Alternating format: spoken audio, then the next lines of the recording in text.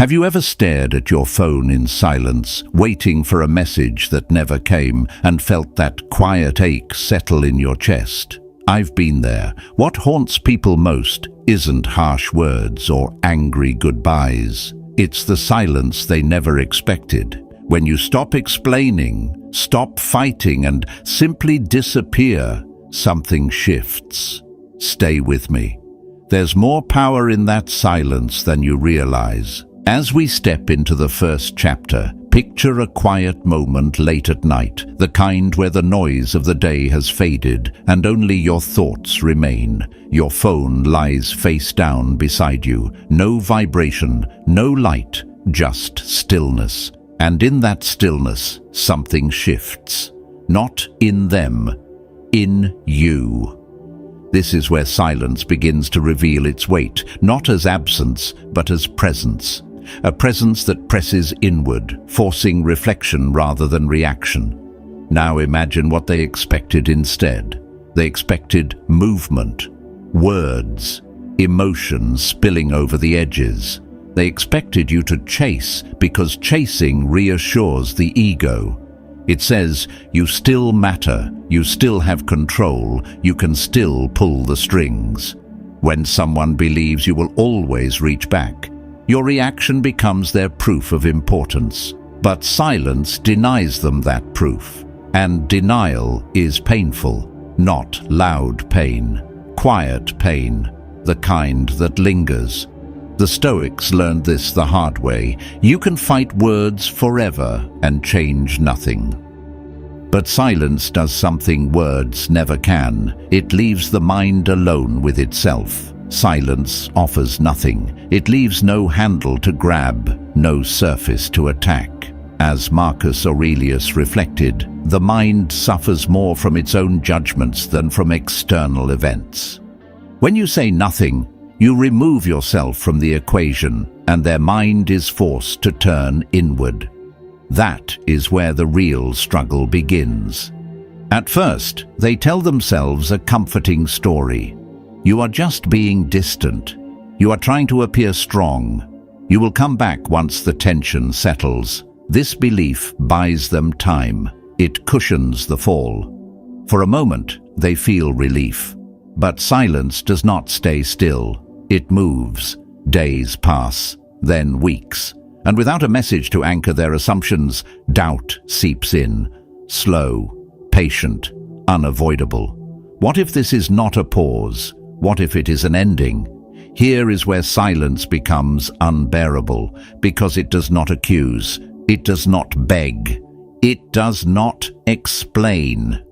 It simply exists. And in that existence, it asks a question they cannot answer. Did you ever need them at all? Epictetus warned that the real prison is not what happens to us, but how long we keep arguing with it. Your silence forces them to confront a view they avoided, that perhaps they were not the prize, perhaps they were tolerated, perhaps they lost something they never understood the value of while it was there.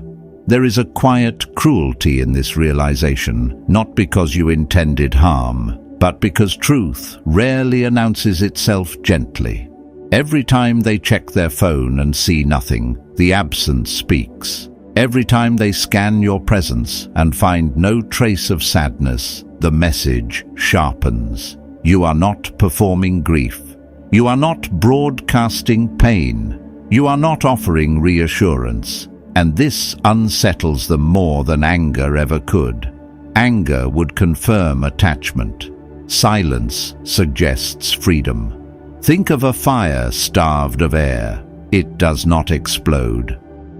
It fades slowly, fighting for oxygen that never comes. Ego works the same way. It feeds on attention, even negative attention. Silence cuts off the supply. Seneca warned that a person who depends on external validation becomes a servant to those who provide it.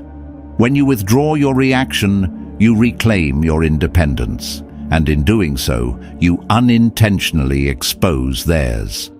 While they rewrite the story in their mind, something else happens. You stop needing to be part of it. Maybe you are healing. Maybe you are content. Maybe you found a life that does not revolve around them. The truth becomes irrelevant. What matters is the loss of certainty. The certainty that you would always be there, waiting, available, predictable. That certainty was their comfort. Your silence removes it. This is the moment power changes hands, quietly, permanently, not through confrontation, not through victory, but through withdrawal. The Stoics never equated power with dominance over others. They saw it as mastery over oneself. When you choose silence, you are not withholding words, you are withholding energy, and energy, once reclaimed, alters the entire dynamic. You are no longer the one leaning forward, you are the one standing still, and suddenly, they are the ones circling. Consider this carefully. You did not break them, you broke a pattern where your worth was proven through effort, through endurance, through tolerance of disrespect. Your silence draws a line without drawing a sword. It says nothing, yet declares everything. I will not fight for a place where I am not valued. I will not explain myself to someone committed to misunderstanding me. This is not rejection. This is alignment. The greatest strength of silence is that it allows transformation to happen out of sight. While they are replaying memories, you are rebuilding foundations. While they are searching for signs, you are learning to stand without witnesses. This is why the Stoics trained themselves to detach from outcomes, because when your peace no longer depends on another's response, you become unmovable. And here is the final truth of this stage. When you walk away without a fight, you do not leave chaos behind. You leave clarity, and clarity is devastating to illusions. They thought they broke you. What your silence proves is that they only shattered the version of you that accepted being diminished. The one who remains does not chase, does not explain, does not need to be seen to be whole. This is where the story turns, not with noise, but with resolve. And from here, silence no longer feels like absence. It feels like ground, solid, steady, unarguable. As we move into the next chapter, imagine the silence has already settled, not as a moment, but as a stretch of time, long enough to change its texture. It no longer feels like an action you're taking. It feels like a space they are trapped inside. From the outside, nothing seems to be happening. But inside them, everything is moving. Now picture the very first response they have to that silence. It is not pain, it is relief. A quiet exhale. They tell themselves this is temporary, that you are just creating distance, that this is one more test they will eventually pass. In their mind, your silence is still orbiting them. It still belongs to them. They believe they are in control because they believe time works in their favor. The Stoics warned about this illusion, the belief that what has always returned will always return again. Habit breeds false confidence, and in the beginning, your absence feels like proof that nothing has really changed. But silence is patient. It does not rush to reveal its meaning. Days pass, then weeks, and something subtle begins to fracture. The message they were sure would come never does. The familiar pattern breaks, and with it, certainty begins to dissolve. This is where curiosity takes root, not the innocent kind, but the restless kind. They start looking for signs, scanning the edges of your life from a distance, searching for emotional evidence that you are still where they left you. They expect to see echoes of pain, traces of longing, anything that confirms their importance. Instead, they find nothing. No signals, no performance, just quiet. This is when the mind turns against itself. Seneca observed that the greatest torment often comes not from loss, but from anticipation and uncertainty. When there is no information to lean on, imagination fills the void, and imagination is rarely kind. Silence becomes a mirror they cannot adjust. They cannot tell if you are suffering, healing, or already beyond them. And not knowing is worse than knowing something painful, because pain can be measured. Uncertainty cannot. From here, the tone shifts. Curiosity hardens into irritation. They begin to test the silence, not because they miss you, but because they need proof they still matter. A subtle gesture here, a calculated display there.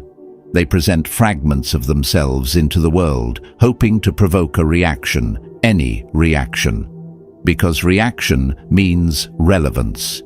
Epictetus taught that when people lose control over others, they seek control through disturbance. If they can shake you, they can still reach you. But when you do not respond, the effort collapses back onto them. This is the first time they feel powerless. Not ignored, but ineffective. Their actions no longer move you. Their presence no longer shifts your direction. And that realization unsettles them deeply. Power, as the Stoics defined it, was never about influence over others. It was about self-command. When they recognize that your silence is not resistance but independence, fear enters the room. Fear has a different weight. It is quieter, heavier. They begin to ask questions they avoided before, not about you, but about themselves. What if this is not a tactic? What if you are truly done?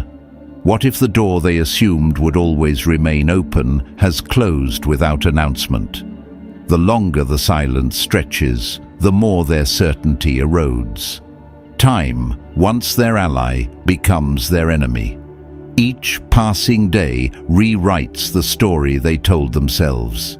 Here is where strength is often misunderstood. They once believed that love meant endurance, that attachment meant holding on no matter what. Now your silence challenges that belief. Because from their perspective, letting go feels like indifference. But from a Stoic view, letting go can be clarity. Marcus Aurelius reminded us that we should not cling to what is not ours to keep. Your silence demonstrates this principle without explanation. It shows that your peace no longer depends on their response. And then regret begins to surface. Not all at once, in fragments. A memory here, a moment there. The mind replays scenes it once dismissed. Your patience, your forgiveness, the effort you invested quietly, without applause. These recollections arrive uninvited, sharper now because they are no longer buffered by your presence. When you were there, they could postpone reflection. Now there is nothing to distract them from it. They will never announce this regret. Pride forbids confession. Outwardly, they appear unaffected. Inwardly, the weight accumulates. Stoicism teaches that people often suffer most when they resist reality rather than accept it. Their resistance takes the form of denial, but denial cannot silence memory. The longer you remain silent, the heavier those memories become, because there is no resolution, no conversation to soften the edges, no reassurance to dilute the loss. Your silence does something profound here. It allows them to misunderstand you completely, and that misunderstanding becomes your protection. Epictetus spoke of the strength required to be misunderstood without needing to correct the record. Silence grants you that strength. While they struggle to interpret your absence, you are no longer engaged in interpretation at all. You have stepped out of the story they are still trapped inside. This is the quiet turning point. Their attention remains fixed backward, replaying what was. Yours has shifted forward, even if you do not fully see what comes next yet. That difference in direction is everything. One mind is trapped in memory, the other has already left.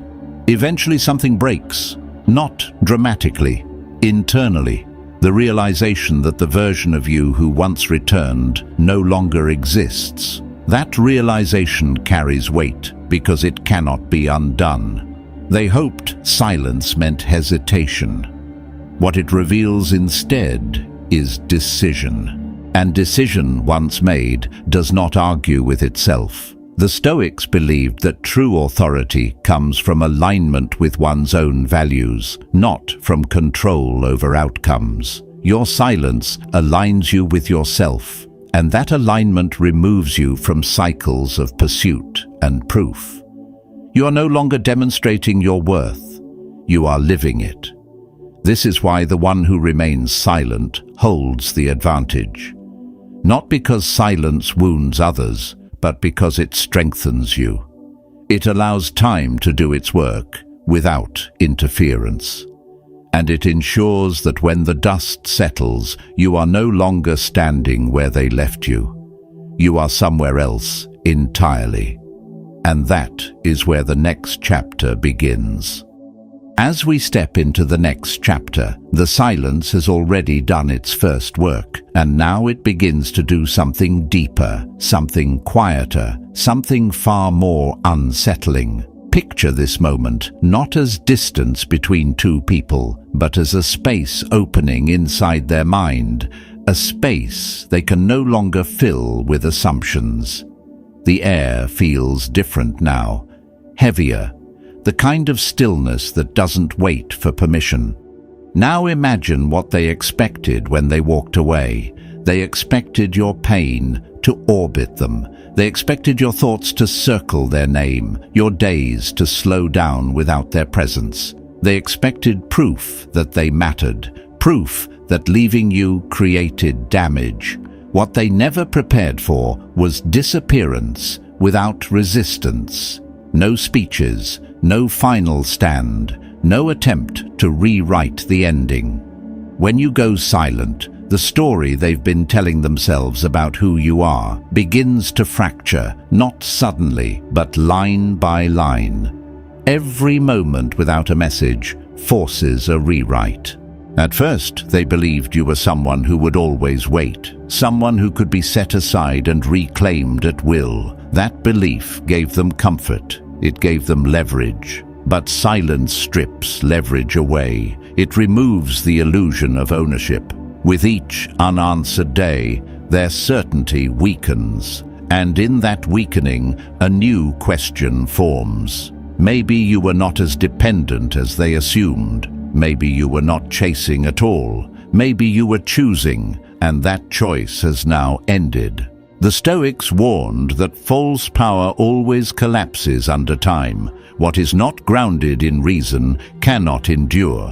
When your silence holds, it challenges their assumptions without confronting them directly. Marcus Aurelius wrote that people suffer because they cling to impressions instead of examining them. Your absence forces examination. They begin to wonder if they ever truly had you, or if they only had your patience. And patience, once withdrawn, reveals how little was actually secured.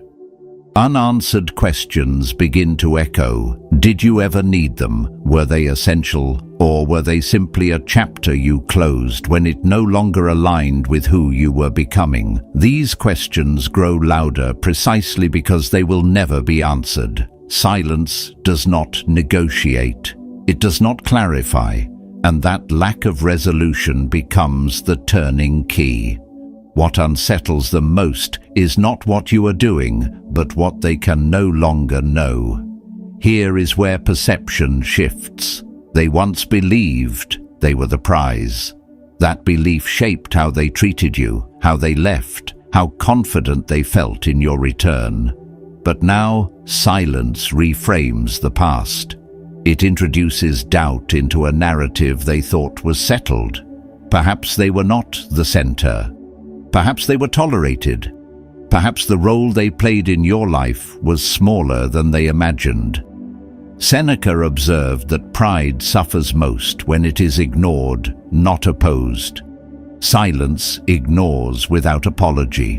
What they fail to understand is that your silence is not an attack. It is a reflection. You are not punishing them. You are revealing a world where your energy is no longer invested in sustaining their sense of importance. When your attention is withdrawn, absence gains value. Each day you remain quiet. Your presence becomes heavier in retrospect. They replay conversations. They revisit moments they dismissed.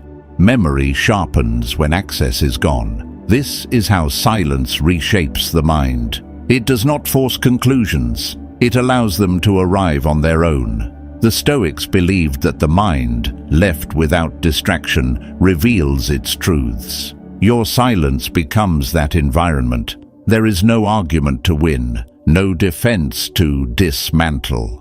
They are left alone with themselves, and that solitude becomes instruction.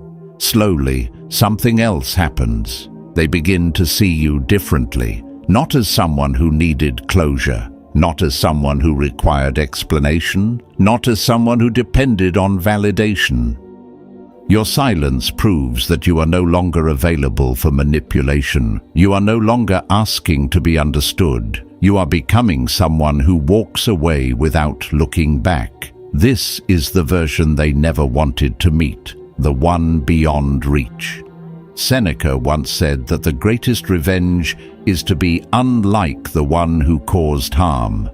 Not because revenge brings peace, but because transformation removes vulnerability. Your silence demonstrates transformation without announcement. It shows that you have stepped outside the cycle of reaction. And when someone loses the ability to provoke you, they lose the ability to influence you. Silence traps them in their own mind. They cannot debate it. They cannot block it. They cannot reshape it to fit their narrative. Every attempt to reinterpret your absence leads back to the same conclusion. You are no longer accessible, and access, once lost, changes everything. What they once took for granted now feels irreplaceable. With time, their perception fully inverts. They begin to see you as the one who held the strength all along, not because you stayed, but because you left cleanly. Not because you fought, but because you refused to. Their ego had blinded them to this truth when you were present. Your silence removes the veil, and by the time they finally consider reaching out, if they ever do, you will not be the person they remember. You will be someone shaped by restraint, by discipline, by quiet resolve. The Stoics taught that growth happens away from applause. Silence gives you that space. While they are revisiting the past, you are no longer standing in it. This is the final shift of this chapter. Your silence is no longer just absence. It is instruction. It teaches them what your presence never could. And from here, the distance is no longer measured in words not spoken, but in who you have become. As we step into the next chapter, the silence has already proven its weight, and now it faces its hardest test, the moment when everything inside you wants to speak. Picture an early morning before the world wakes up. The room is still. Your thoughts are loud. Your chest tightens with unfinished sentences, imagined explanations, words that feel urgent and necessary. This is the point where most people break. Not because silence is wrong, but because staying silent demands discipline. Now imagine the urge rising, not to reconnect, but to clarify, to be understood, to finally say the thing that would make everything make sense. The Stoics warned us about this impulse. Marcus Aurelius reminded himself that the mind often seeks relief, not truth. Speaking too soon offers comfort, but it costs authority. The moment you break silence to prove a point, you return power to the very place you took it from. One message can undo weeks of quiet strength. One explanation can reopen a door you worked hard to close. This is where silence changes its meaning. It is no longer about what you refuse to say. It becomes about what you choose to build instead. Silence without growth is fragile. Silence with direction becomes unbreakable. Seneca wrote that a person is not disturbed by events, but by how unprepared they are to endure them. Silence endures only when it is filled with purpose. Think of this phase as reconstruction, not retreat. You are not standing still. You are laying foundations. The hours you once spent waiting, explaining, overthinking are now free. Free energy demands direction. The Stoics believed that unused strength turns inward and corrodes. Directed strength shapes character. This is the season where you return to the body, the breath, the daily rituals that restore order. Movement replaces rumination. Discipline replaces longing.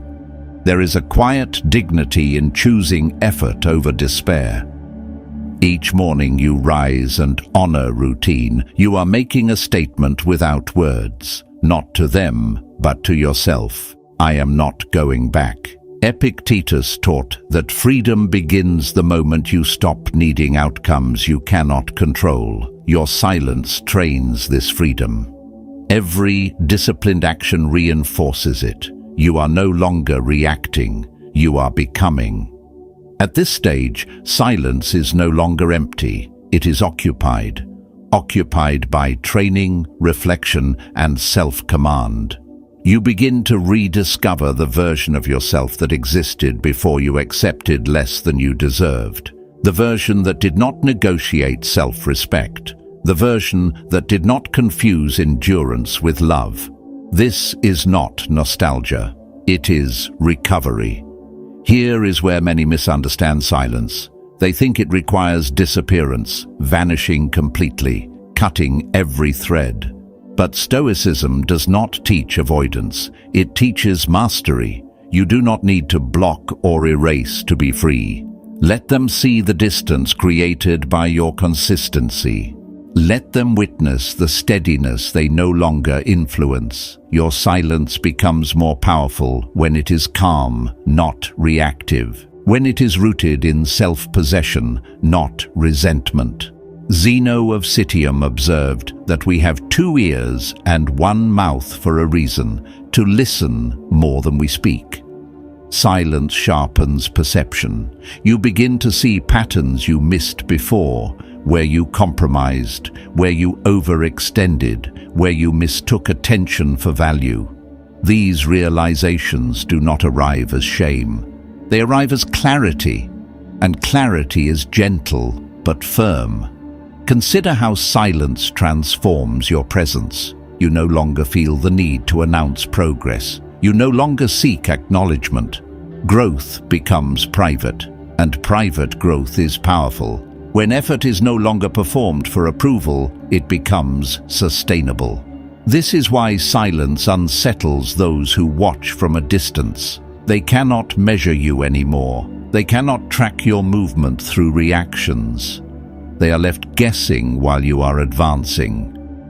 What truly breaks them is not the absence of words. It is the presence of change. They expected collapse. They witness expansion. They expected emptiness. They see structure forming. And this contrast forces a realization they never prepared for. Your absence was not a weakness. It was an opportunity.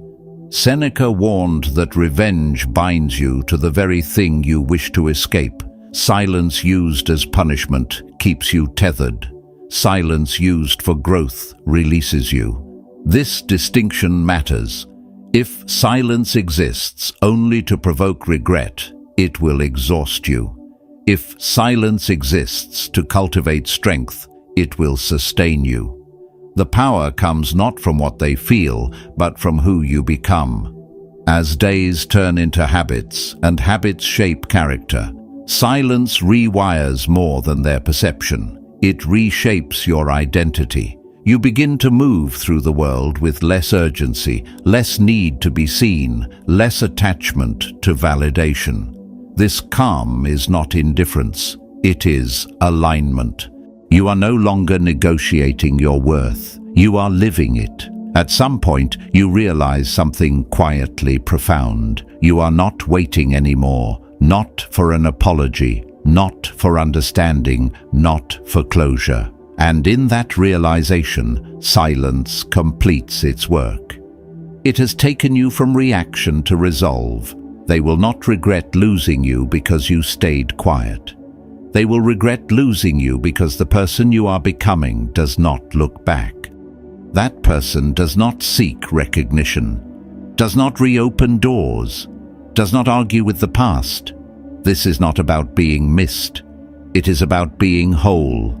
This is the silence that endures, not because it hides pain, but because it has outgrown it. And from here, the next chapter is no longer about holding silence. It is about carrying strength forward without needing to explain it.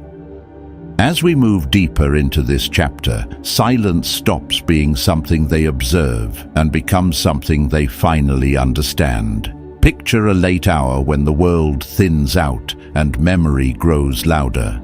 Somewhere they pause, not because they miss you in the way they once claimed, but because something no longer fits. The pattern is broken, the rhythm they relied on is gone. This is not the moment they notice your silence. This is the moment they understand it. Now imagine the realization arriving quietly, not with shock, with clarity. They see that you are not waiting, not standing still, not holding space for a return. Your silence was never a reflex. It was a decision, and decisions change the future. Reactions fade. Time does not undo resolve. The Stoics warned us that confusion ends when judgment becomes firm. This is where their confusion ends. It does not happen quickly. It never does. Not in the first week. Not in the first month. It happens when the version of you they once knew becomes unreachable, even in memory. The one who pleaded, the one who over-explained, the one who stayed longer than dignity required. That version begins to feel distant, like an old photograph that no longer resembles the present. They search for it, not because they want you back, but because they need reassurance that they still matter to someone. At first, they tell themselves a story. You are playing a game.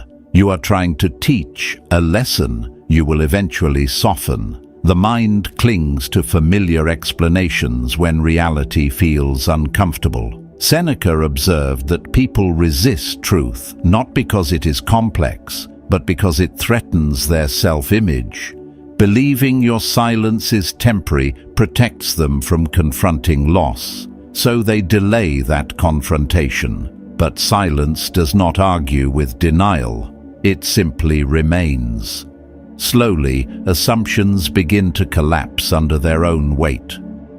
Late at night, they revisit old words, scrolling through conversations as if meaning might suddenly change. They look for signs of weakness, traces of longing, any indication that the door is still unlocked. They replay the moments you stayed longer than you should have, where you bent to keep the connection alive, where you accepted less to preserve closeness. And something does not add up anymore. How did the person who once gave endless chances suddenly give none? How did urgency turn into absence? How did effort turn into distance? These questions press in because there is no response to quiet them. Epictetus taught that suffering increases when we attempt to control what is no longer ours to command. They feel that loss of control now, even if they cannot name it. This is when the break begins. Not loudly, internally. They realize you are not angry. Anger would mean engagement. They realize you are not bitter. Bitterness would leave traces. They realize you are not trying to provoke jealousy or spark pursuit. You are not sending signals, not blocking to be noticed, not performing sadness to invite rescue. You are simply gone. And absence without explanation unsettles the mind more than rejection ever could. Nothing troubles a person more than the awareness that they could have held everything and chose carelessness instead. The Stoics spoke often about regret, not as punishment, but as consequence. Regret arises when reason arrives too late. The longer your silence holds, the heavier that realization becomes.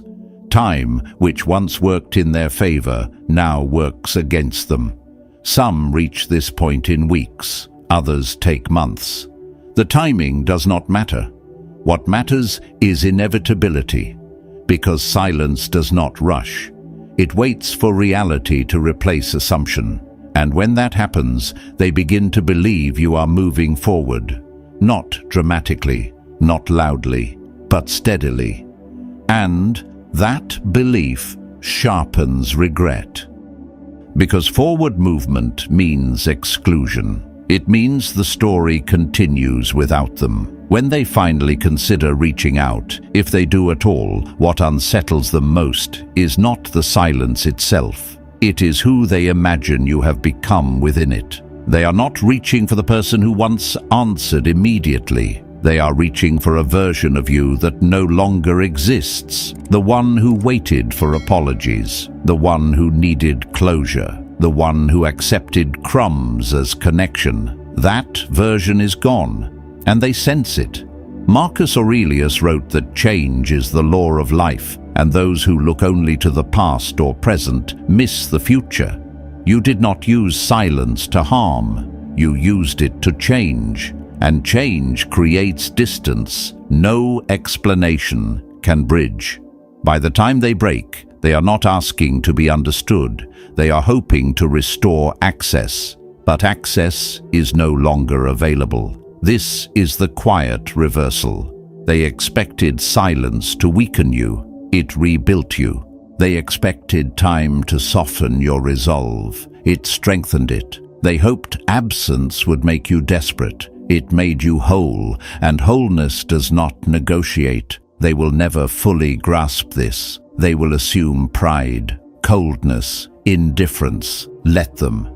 Epictetus reminded us that peace comes from accepting that not everyone will understand your choices. Your silence has already done its work. It does not need interpretation. In the end, your silence was never about waiting for them to break.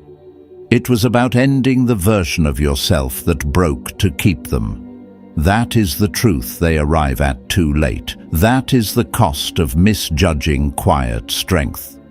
The final realization lands without ceremony. They did not lose you because you stopped speaking. They lost you because you stopped sacrificing yourself to be heard. And nothing unsettles the world more than a person who no longer needs to be understood. And that is the kind of loss no apology can undo.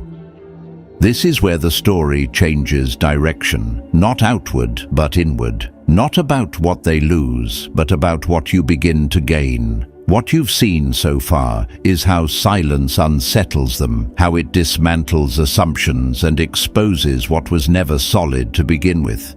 But silence was never meant to end as a reaction. There comes a moment, almost imperceptible, when the focus shifts away from what your silence does to others and toward what it begins to build within you. The attention turns inward. The noise fades. What once felt like restraint starts to feel like structure. And in that quiet, a deeper purpose reveals itself, one that has nothing to do with waiting, proving, or being seen, and everything to do with choosing who and what is allowed to remain in your life. As we move beyond what silence does to them and begin to feel what it builds inside you, there is a subtle shift in the air, the kind you only notice after something heavy has been put down. Imagine standing at the edge of a wide, open field at dawn. No noise, no movement, just space. This is not distance, this is definition. Silence, at this stage, stops being an absence between two people and becomes a line drawn within yourself. Now ask yourself this: when was the last time you truly decided what was allowed access to you, not out of anger, not out of fear, but out of clarity? Most people mistake silence for retreat. They think it means stepping back, pulling away, disappearing. But what is really happening here is the opposite. Silence is not you moving away from the world. It is the world being told, quietly and firmly, where it may no longer enter. The Stoics understood boundaries long before the word existed in modern language. Marcus Aurelius wrote about keeping the ruling center of the mind protected, untouched by what does not belong there. This is the essence of silence at this stage. You are not punishing anyone, you are guarding the inner citadel. Silence becomes the wall, not built out of resentment, but out of reason. Think back to the moments when you used to explain yourself, not because you enjoyed it, but because you felt the need to be understood. Each explanation was a small opening. Each justification invited debate. Each defense handed over authority. You were not weak for doing this. You were simply untrained. Silence now corrects that imbalance. It does not argue for your worth. It assumes it. Picture a gate that no longer swings open every time someone knocks. Not because the gate is locked, but because there is a guard who finally asks a question before opening it. Who are you? Why are you here? What do you bring? Silence is that guard. It filters without confrontation. It decides without announcement. Seneca warned that the person who cannot say no becomes exhausted not by others, but by themselves. Silence restores the ability to refuse without conflict. You no longer need to explain why access has been limited. The absence of response is the response. And this unsettles people because it cannot be negotiated with. A spoken boundary can be tested. A silent one simply exists. There is a story often told about a Roman commander who was known for standing still while others rushed to speak. When asked why he waited, he answered that movement without clarity only reveals uncertainty. Silence reveals certainty. You may feel the same thing happening now. You are no longer rushing to fix, correct, or reassure. You are standing still. And stillness is authority. This is where silence separates itself from avoidance. Avoidance runs from discomfort. Silence faces it and does not flinch. You are still present. You still see. You still hear. You simply do not react. Epictetus taught that we are not disturbed by events, but by the judgments we attach to them. Silence interrupts judgment. It creates space between stimulus and response. In that space, choice is reborn. Notice how your energy changes here. Conversations no longer drain you the same way. You are no longer carrying the burden of being understood by everyone. That burden was never yours to carry. Silence gives it back to the world. If someone misunderstands you now, you do not rush to correct them. Not because you do not care, but because your sense of self is no longer dependent on their clarity. This is a powerful shift. When you stop explaining, you stop negotiating your position. You stop standing trial for choices that were always yours to make. Silence becomes a form of consent withdrawal. You are no longer available for roles that diminish you. And the remarkable thing is, you never have to say this out loud. Think of how nature enforces boundaries. The ocean does not announce where land ends. The mountain does not argue with the sky. They simply exist, and in their existence, limits are understood. Silence works the same way. It does not justify. It does not persuade. It establishes. As this settles in, you may notice something unexpected. People begin to approach you differently, not because you have become cold, but because unpredictability has replaced accessibility. When access is no longer guaranteed, respect emerges, not admiration. Respect. The Stoics valued this distinction. Respect comes from recognizing limits. Admiration fades. Limits endure. You might remember moments when you used to overextend yourself just to keep peace. Silence ends that pattern. It teaches you that peace is not maintained by constant effort. It is maintained by alignment. When your actions match your values, silence feels natural. Forced silence feels tense. Chosen silence feels calm. Here is where many get it wrong. They think silence must be permanent, absolute, isolating. That is not Stoicism. Stoicism teaches measured engagement. You speak when speech is useful. You remain silent when silence serves virtue. Zeno spoke of harmony with nature, not withdrawal from it. Silence is not exile. It is order. At this point, silence becomes less about others entirely. It becomes a daily practice, a way of moving through the world without leaking energy, without unnecessary friction, without the need to constantly signal who you are. Your actions begin to speak with more weight because they are no longer diluted by excessive words. There is a quiet confidence that grows here, not arrogance, not detachment. Confidence rooted in self-possession. You know what you allow, you know what you refuse, and you do not need agreement to enforce either. This is the kind of confidence that does not announce itself. It is felt. And then something settles deep inside.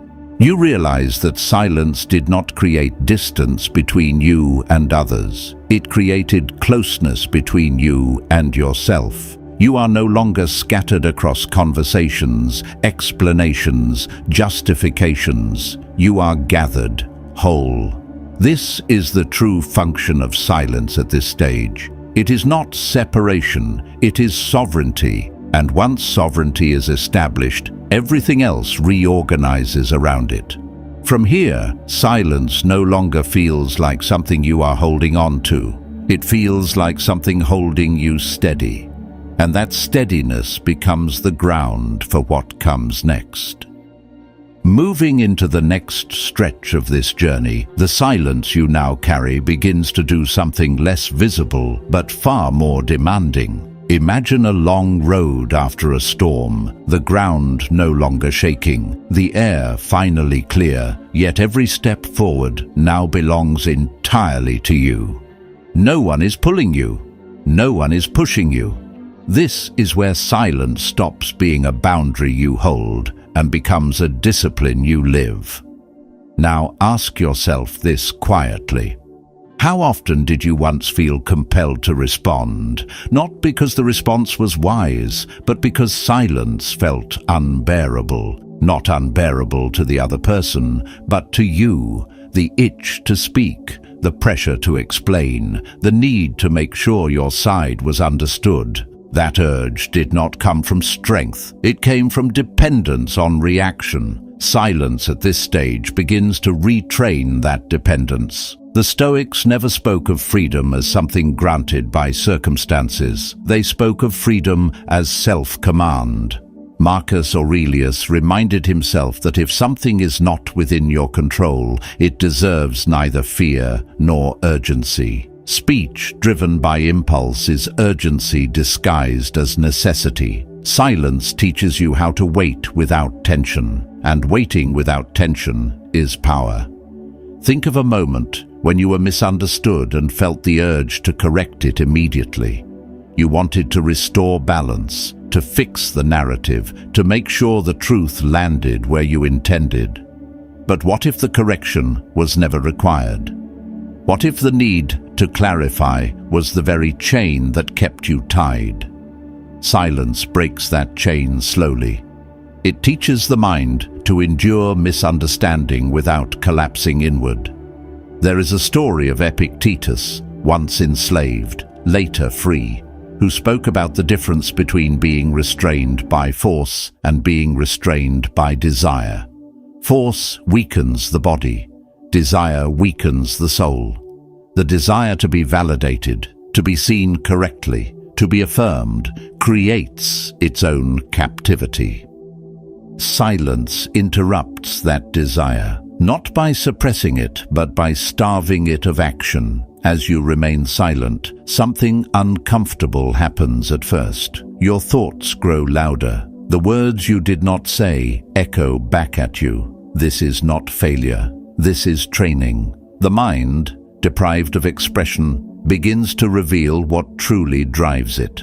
You start to notice how often you wanted to speak just to relieve discomfort.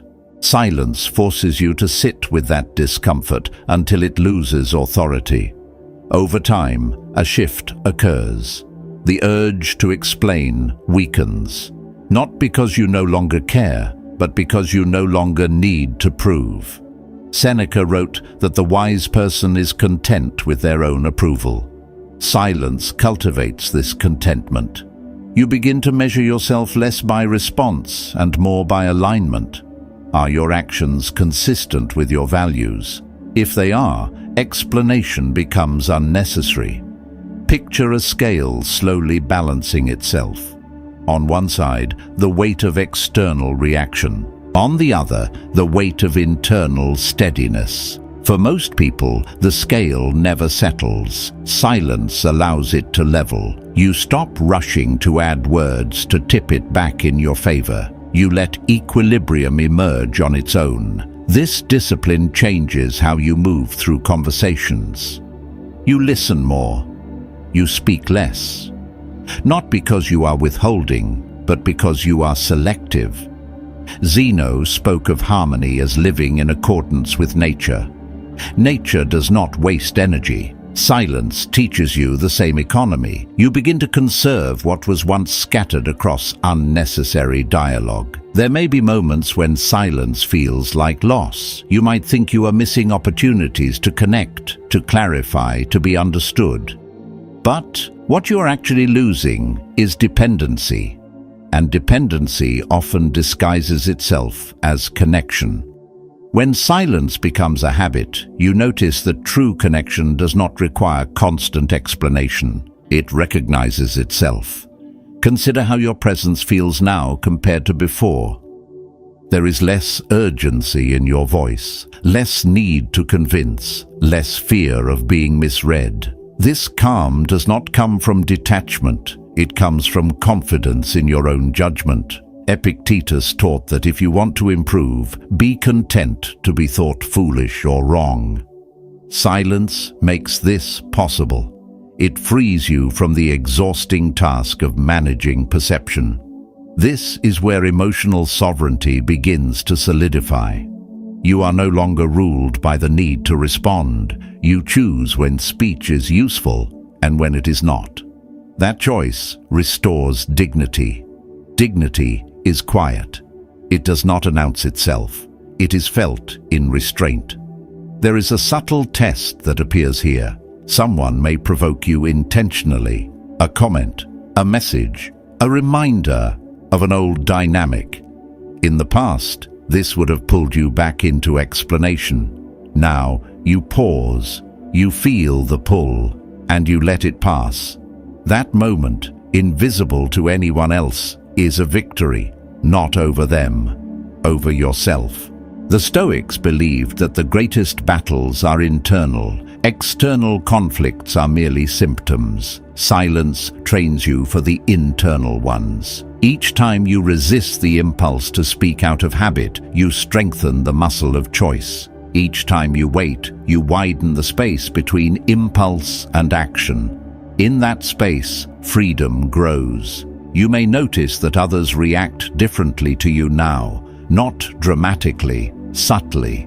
They sense the absence of immediacy. They feel that you are no longer easily moved. This does not make you distant, it makes you grounded. Grounded people do not need to assert control. Their steadiness does it for them. This stage of silence is not about endurance for its own sake. It is about retraining the mind to operate without constant external input. You stop checking for reactions. You stop measuring moments by response. You begin to live forward instead of sideways. Sideways living looks for confirmation. Forward living moves regardless.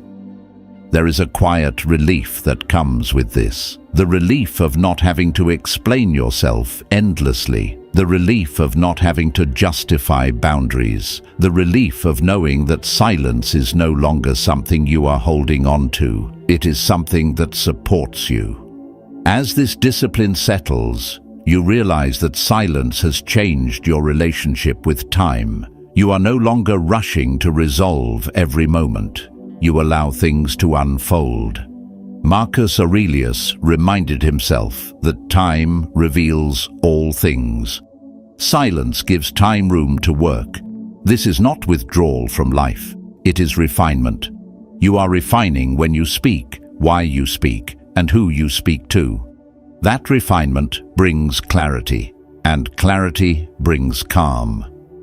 The most powerful realization here is simple. You do not need to respond to feel whole. You do not need to be understood to be valid. You do not need to explain to be right.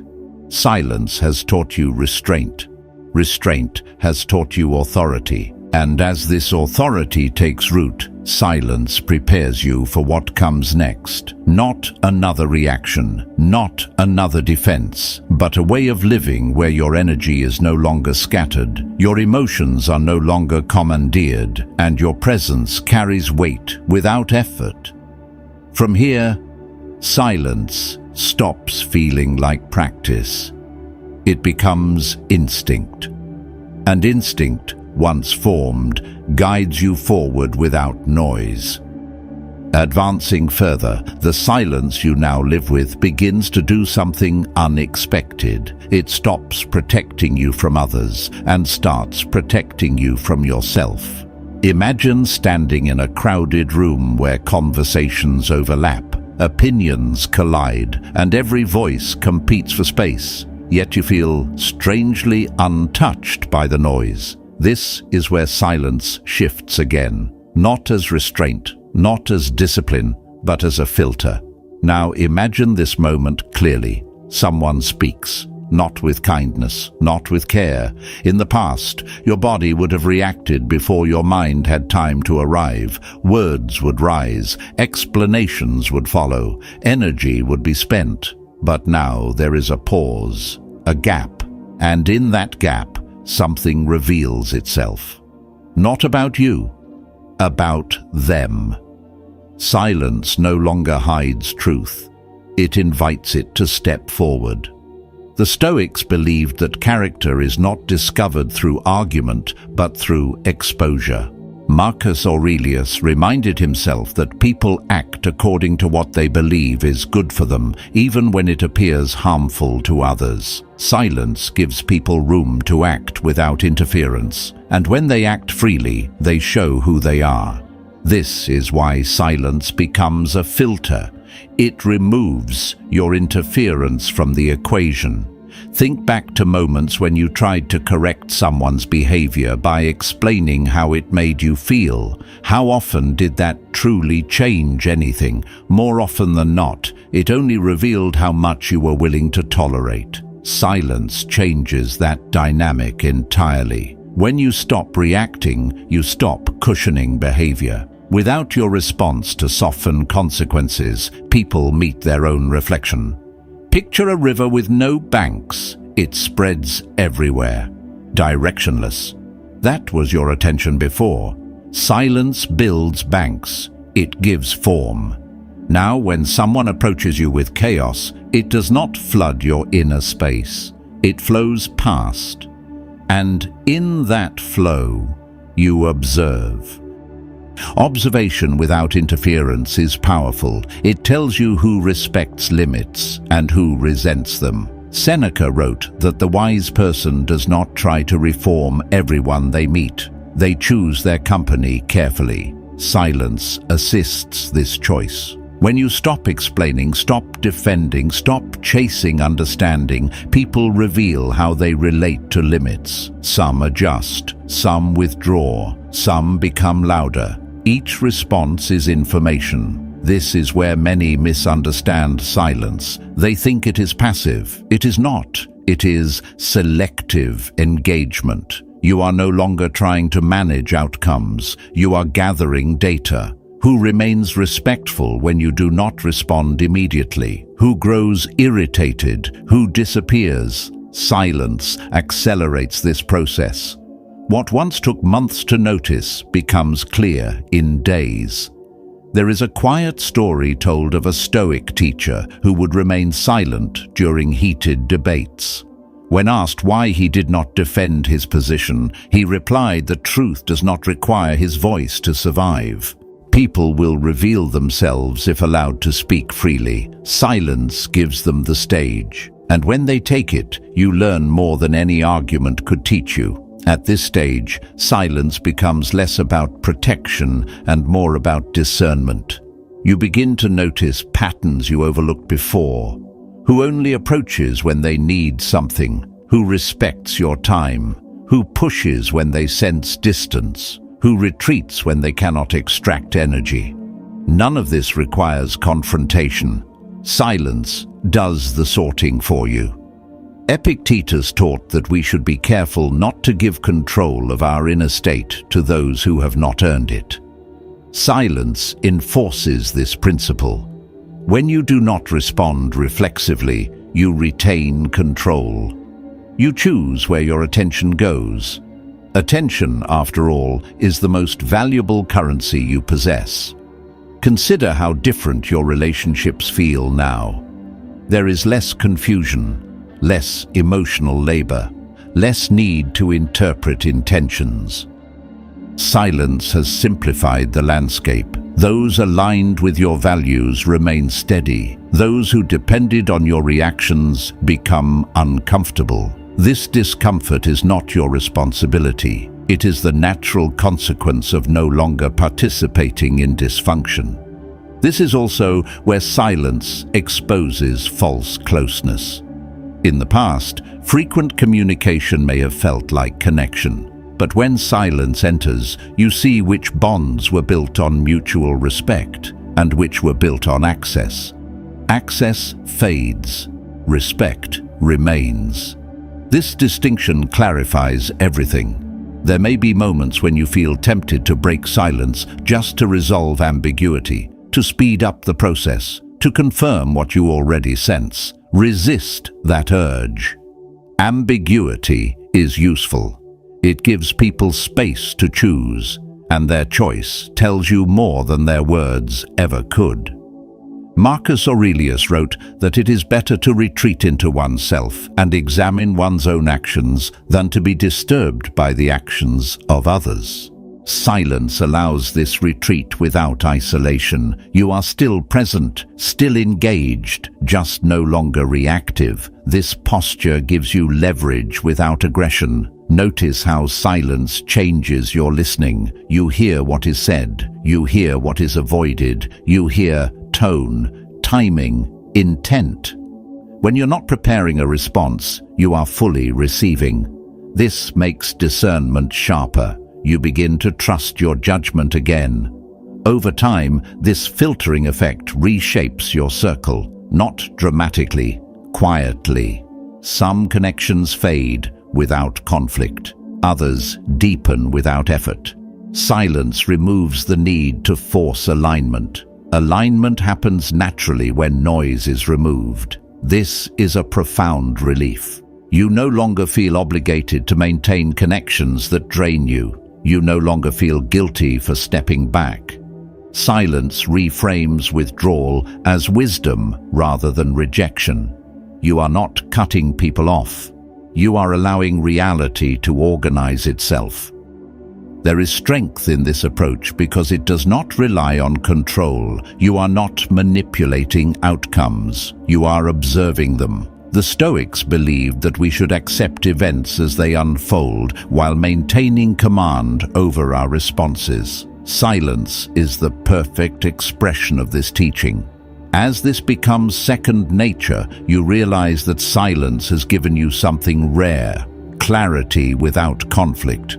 You see who fits into your life without needing to justify your decisions. You see who respects you without demanding reassurance. You see who you can trust without testing them. And perhaps most importantly, you see yourself differently. You trust your ability to choose. You trust your instincts. You trust that you do not need to explain every decision to validate it. Silence has taught you discernment. Discernment has given you peace. The weight you once carried begins to lift. You are no longer sorting chaos manually. Silence is doing the work for you.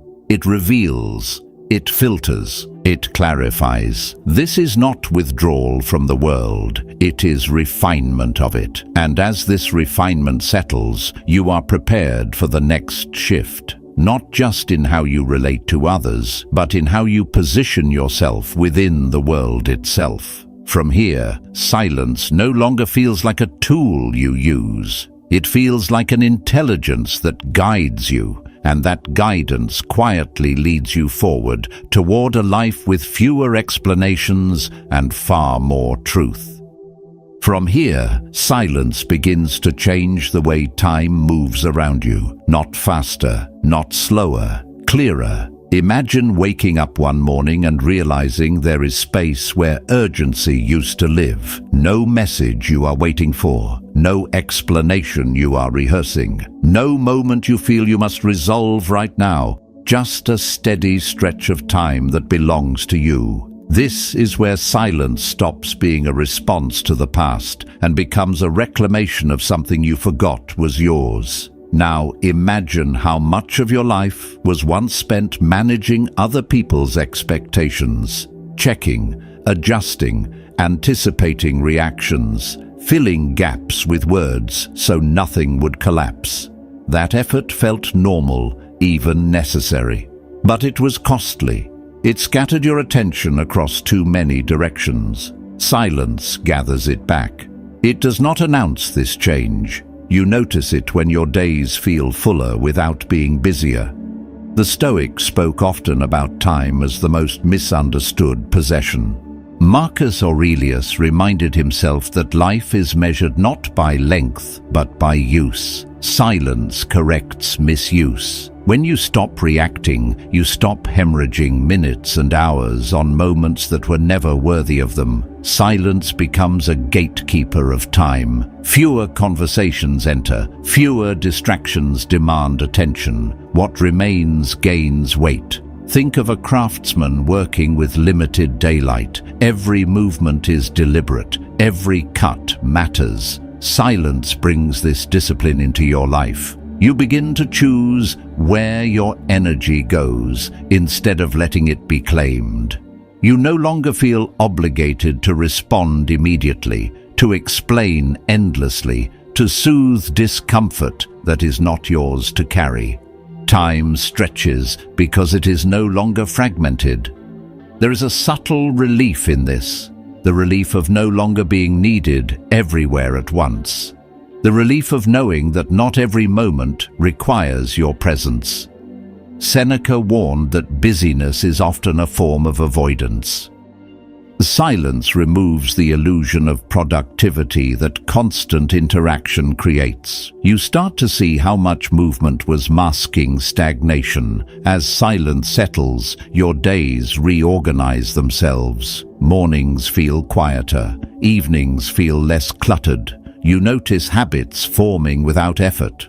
Reading instead of scrolling, walking instead of pacing, resting without guilt. These are not dramatic changes, they are structural ones. Silence creates conditions where small, consistent choices become possible. Imagine a well that has been overdrawn for years. Silence allows it to refill, not overnight, gradually. You feel it when your patience lasts longer, when your reactions soften, when you no longer feel depleted by interactions that once exhausted you. Energy returns not because circumstances improved, but because you stopped leaking it. The Stoics believed that we suffer more from misuse than from lack. Silence corrects misuse. It teaches you that attention is not infinite. That energy is not renewable if constantly wasted. By speaking less, you preserve more. By reacting less, you retain strength. This is not withdrawal from life. It is conservation. You may begin to notice something uncomfortable here. Others sense the shift. They feel the absence of your immediate availability. Some respect it. Others resist it. Requests become more pointed. Expectations surface more clearly. Silence does not create this tension. It reveals it. And revelation is always uncomfortable before it becomes liberating. This is where silence becomes a quiet strategy, not against people, for yourself. You stop filling empty space with reassurance. You stop overcommitting to keep harmony. You allow time to show what is sustainable and what is not. Epictetus taught that if you wish to improve, you must be willing to appear idle to those who do not understand what you are building. Silence makes this possible. There is a story of a Roman statesman who withdrew from public debate for a season, not because he had nothing to say, but because he wanted to observe how things unfolded without his interference. When he returned, he spoke less, but his words carried more authority. Silence had sharpened his judgment. Time had clarified priorities. You experience a similar refinement now. As you protect your time, you also protect your focus. You are no longer pulled into every emotional current. You notice when something is not yours to fix. You recognize when silence is the most respectful response. This recognition saves hours. It saves days. It saves years. You may recall how often you once replayed conversations long after they ended. How much time you spent refining arguments that would never be delivered. Silence interrupts this loop. Without expression, the mind stops rehearsing. Without rehearsal, the past loosens its grip. Time moves forward again. Marcus Aurelius wrote that it is possible to live well right now if you let go of what no longer serves. Silence helps you let go not by force, but by neglect. What is not fed fades. Old patterns dissolve when deprived of attention. This frees time you did not know you had. With that time comes a question. What will you do with it? Silence does not answer this for you. It simply hands the question back. And that question is powerful because it shifts responsibility from reaction to creation. You're no longer surviving moments, you're shaping them. As days accumulate, you begin to see how silence compounds. One day of restraint leads to clarity. Clarity leads to better choices. Better choices lead to a calmer rhythm. The Stoics understood compounding long before the word existed. Virtue practiced daily reshapes character. Silence practiced daily reshapes life. You also begin to experience a new kind of confidence, not the kind that demands recognition, the kind that comes from knowing your time is aligned with your values. You are no longer rushing toward approval. You are moving steadily toward purpose. Purpose slows time in the best way. It deepens it. This is where silence becomes generous. Generous to yourself. You rest without guilt. You work without resentment. You engage without obligation. You withdraw without explanation. Each choice honors the value of your hours, and honoring time is honoring life. There is a moment when you realize you are no longer counting the days, you are living them. Silence made this possible by removing noise. Noise always distorts time. Quiet restores it. This does not mean life becomes simple. Challenges remain, responsibilities persist, but they no longer crowd each other. Silence creates spacing. Space allows discernment. Discernment allows direction.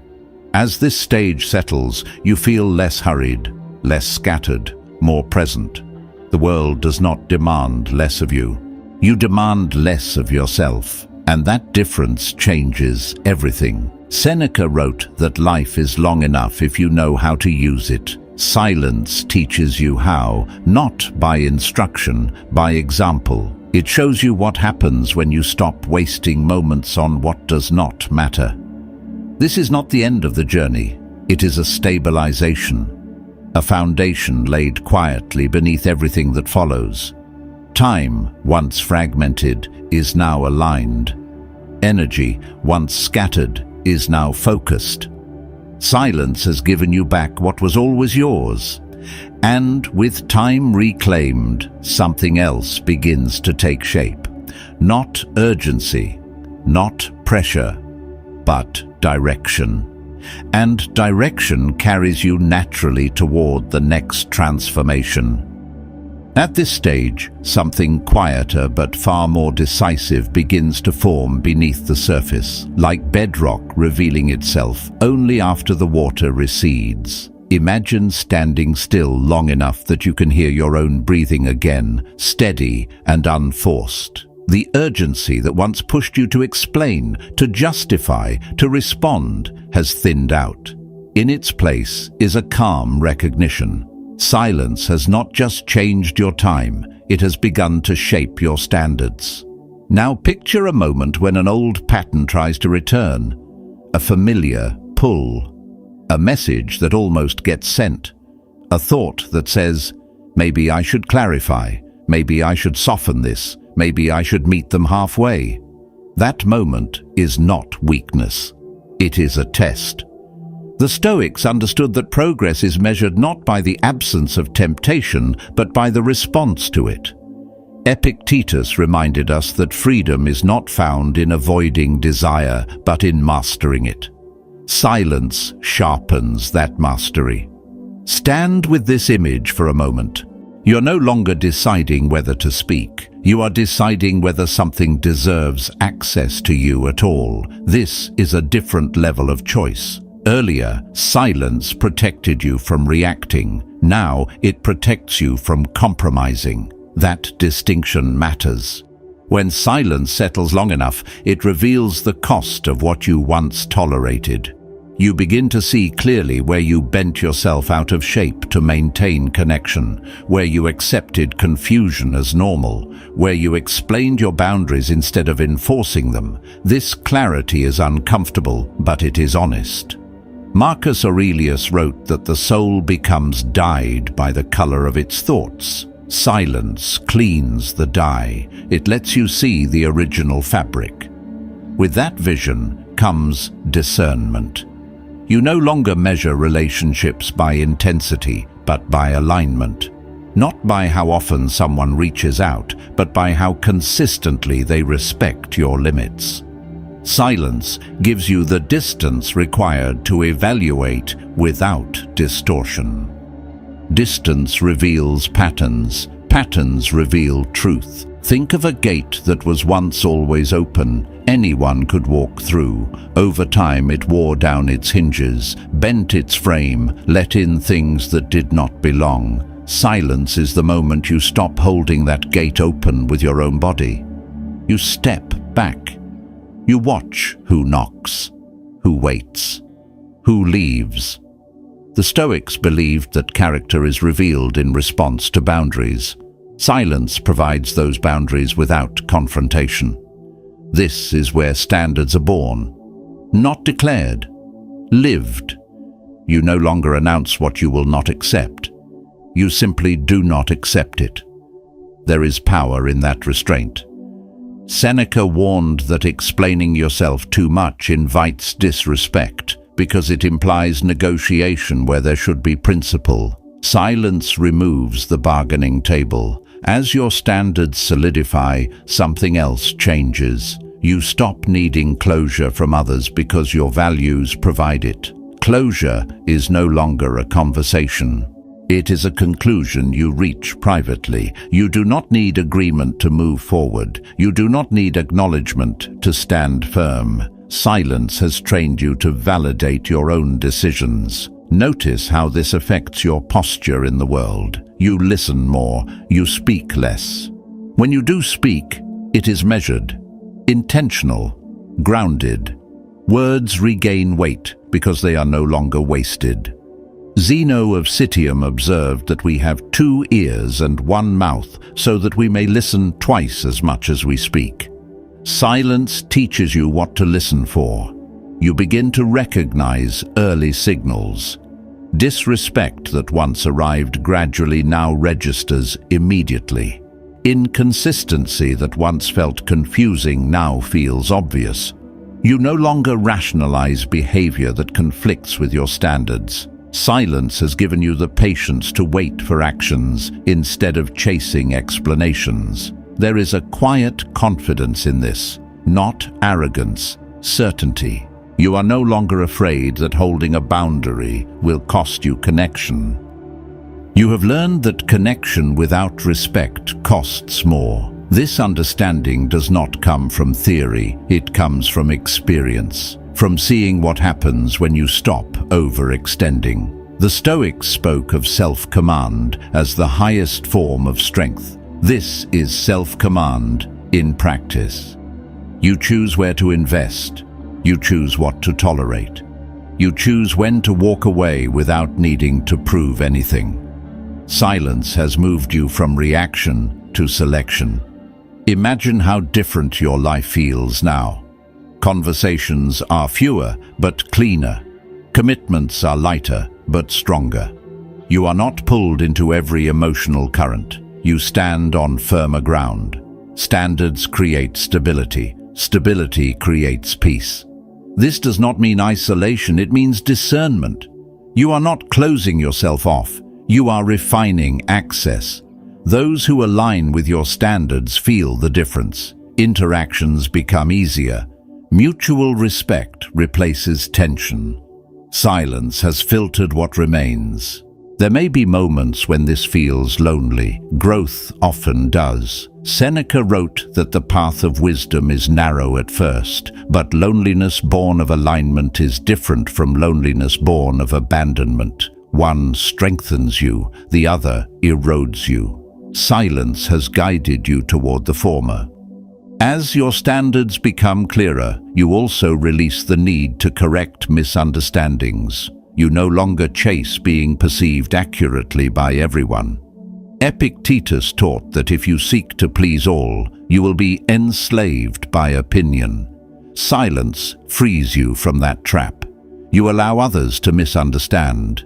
Their interpretations no longer dictate your actions. This is where dignity settles in. Quietly, firmly. You no longer explain your worth. You live it. You no longer argue for respect. You require it by default. Silence has made this possible by removing the noise that once blurred your values. There is a moment when you realize you are no longer afraid of losing people who cannot meet you where you stand. That fear once kept you flexible in ways that harmed you. Now it dissolves. You understand that loss is not always subtraction. Sometimes it is alignment correcting itself.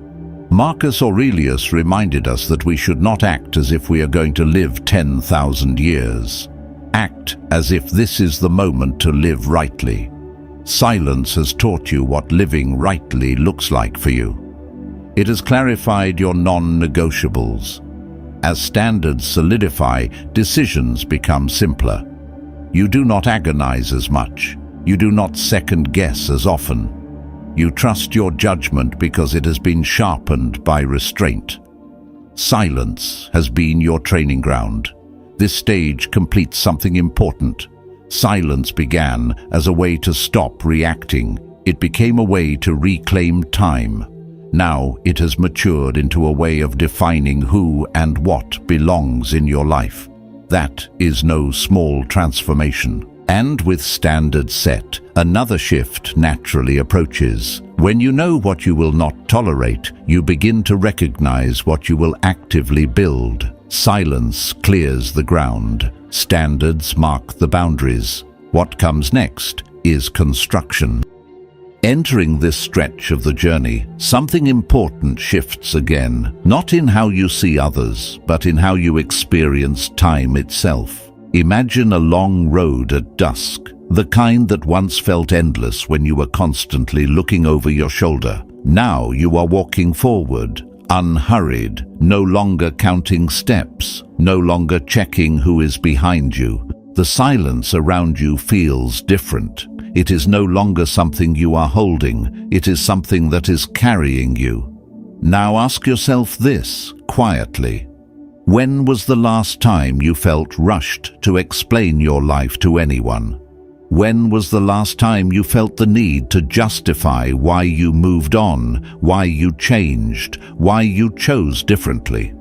If you sit with that question honestly, you may notice the absence of urgency. That absence is not emptiness, it is sovereignty. The Stoics spoke often about time, not as something to control, but as something to respect. Marcus Aurelius reminded himself that we are always living in the present moment, and that suffering comes from dragging the past forward or pulling the future too close. Silence teaches this lesson in a way nothing else can. When you stop reacting, time slows. When time slows, perspective deepens. Earlier, silence helped you withdraw from unnecessary conflict. Then, it clarified your standards. Now it begins to reorder your priorities. You start to notice where your energy naturally flows when it is no longer diverted by noise. You notice what grows when it is no longer interrupted. Silence creates continuity, and continuity is where strength compounds. Picture this. Before, your days were fragmented. A thought here, a reaction there, a memory pulling you backward, a message pulling you sideways. Silence interrupts that fragmentation. It allows your attention to stay with one thing long enough for it to mature. Seneca wrote that being everywhere is the same as being nowhere.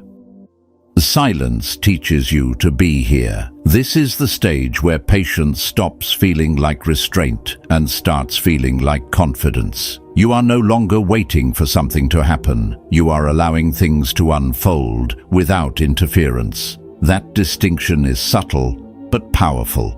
Waiting implies lack. Allowing implies trust.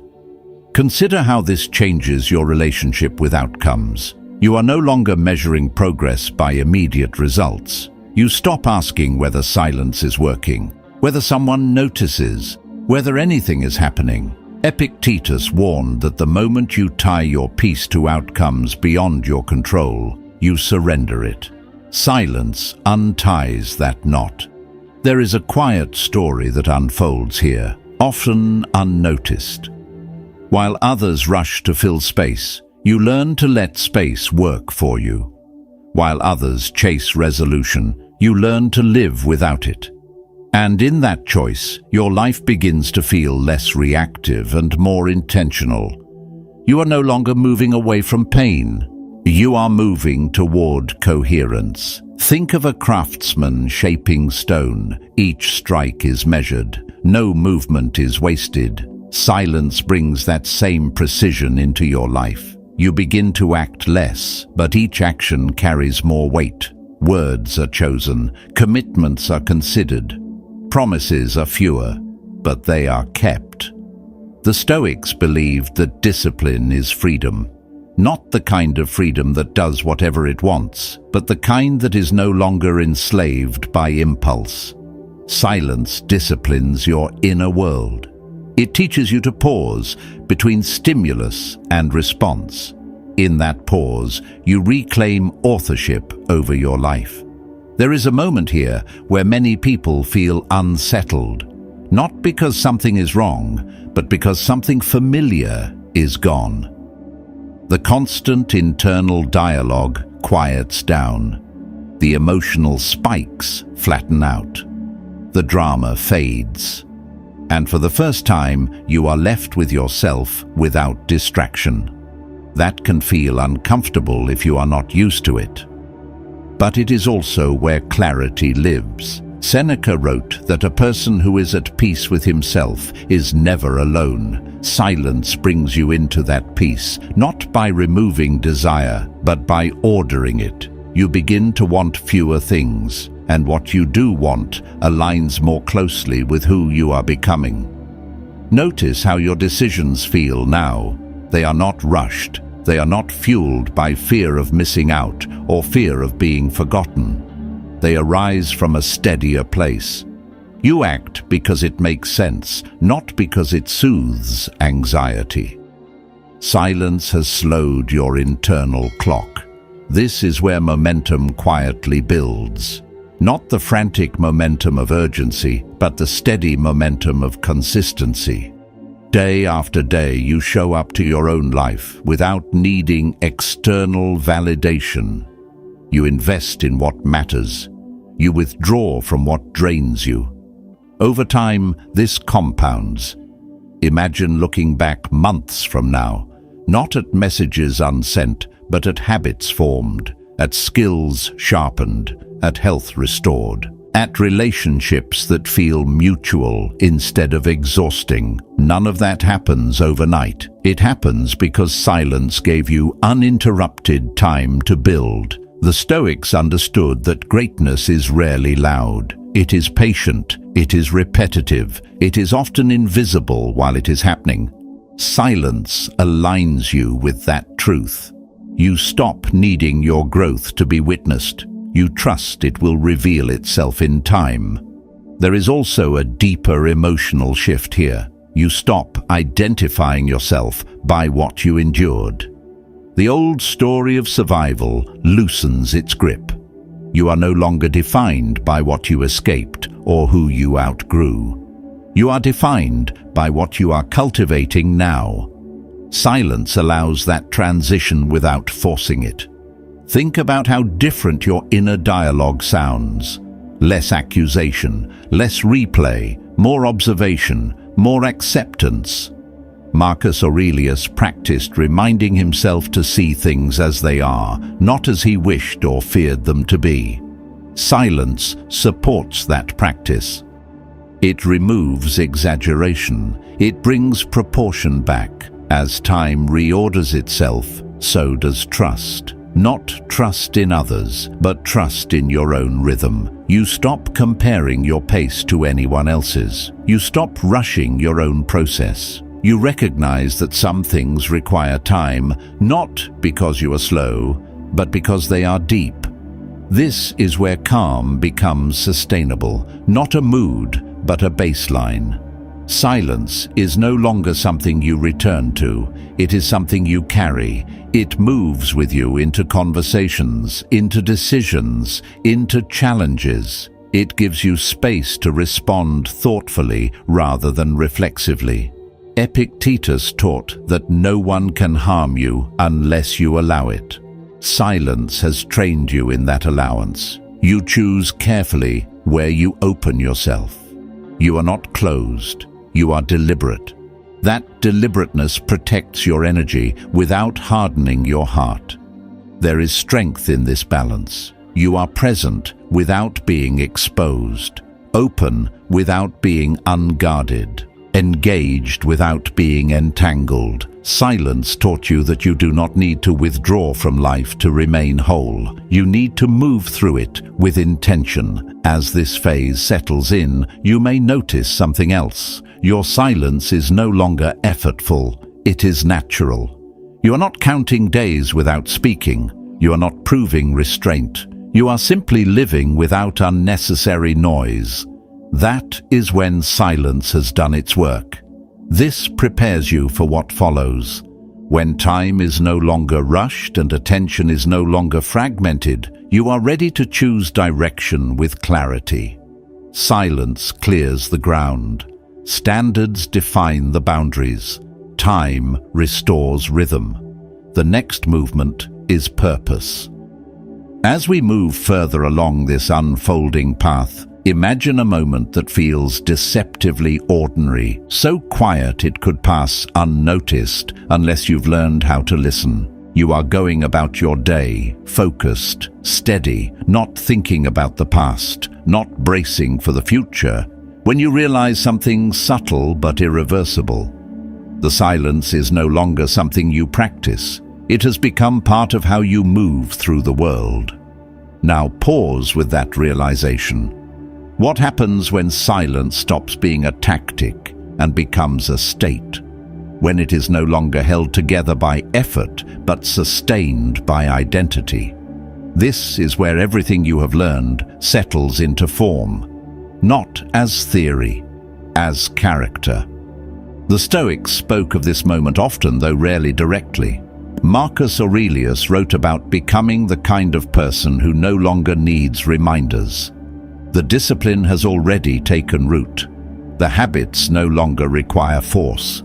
Silence at this stage is not restraint.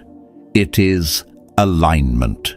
You're not choosing quiet anymore. Quiet is choosing you. Think back to the beginning, when silence felt heavy, almost suffocating, when every unanswered impulse felt like resistance. That phase demanded strength. This phase reveals it. You are no longer asking whether silence is right. You feel when speech is unnecessary. You sense when engagement would cost more than it gives. This is not withdrawal. It is discernment. Imagine standing in a crowded room, voices overlapping, opinions competing, urgency in every direction. And yet, inside you, there is no pressure to join the noise. Not because you feel superior, because you feel complete. Epictetus taught that freedom is not found in having everything, but in needing less. Silence has reduced your need, and in doing so, it has expanded your freedom. There is a story that unfolds quietly here. People begin to interact with you differently, though they may not know why. Your presence feels grounded.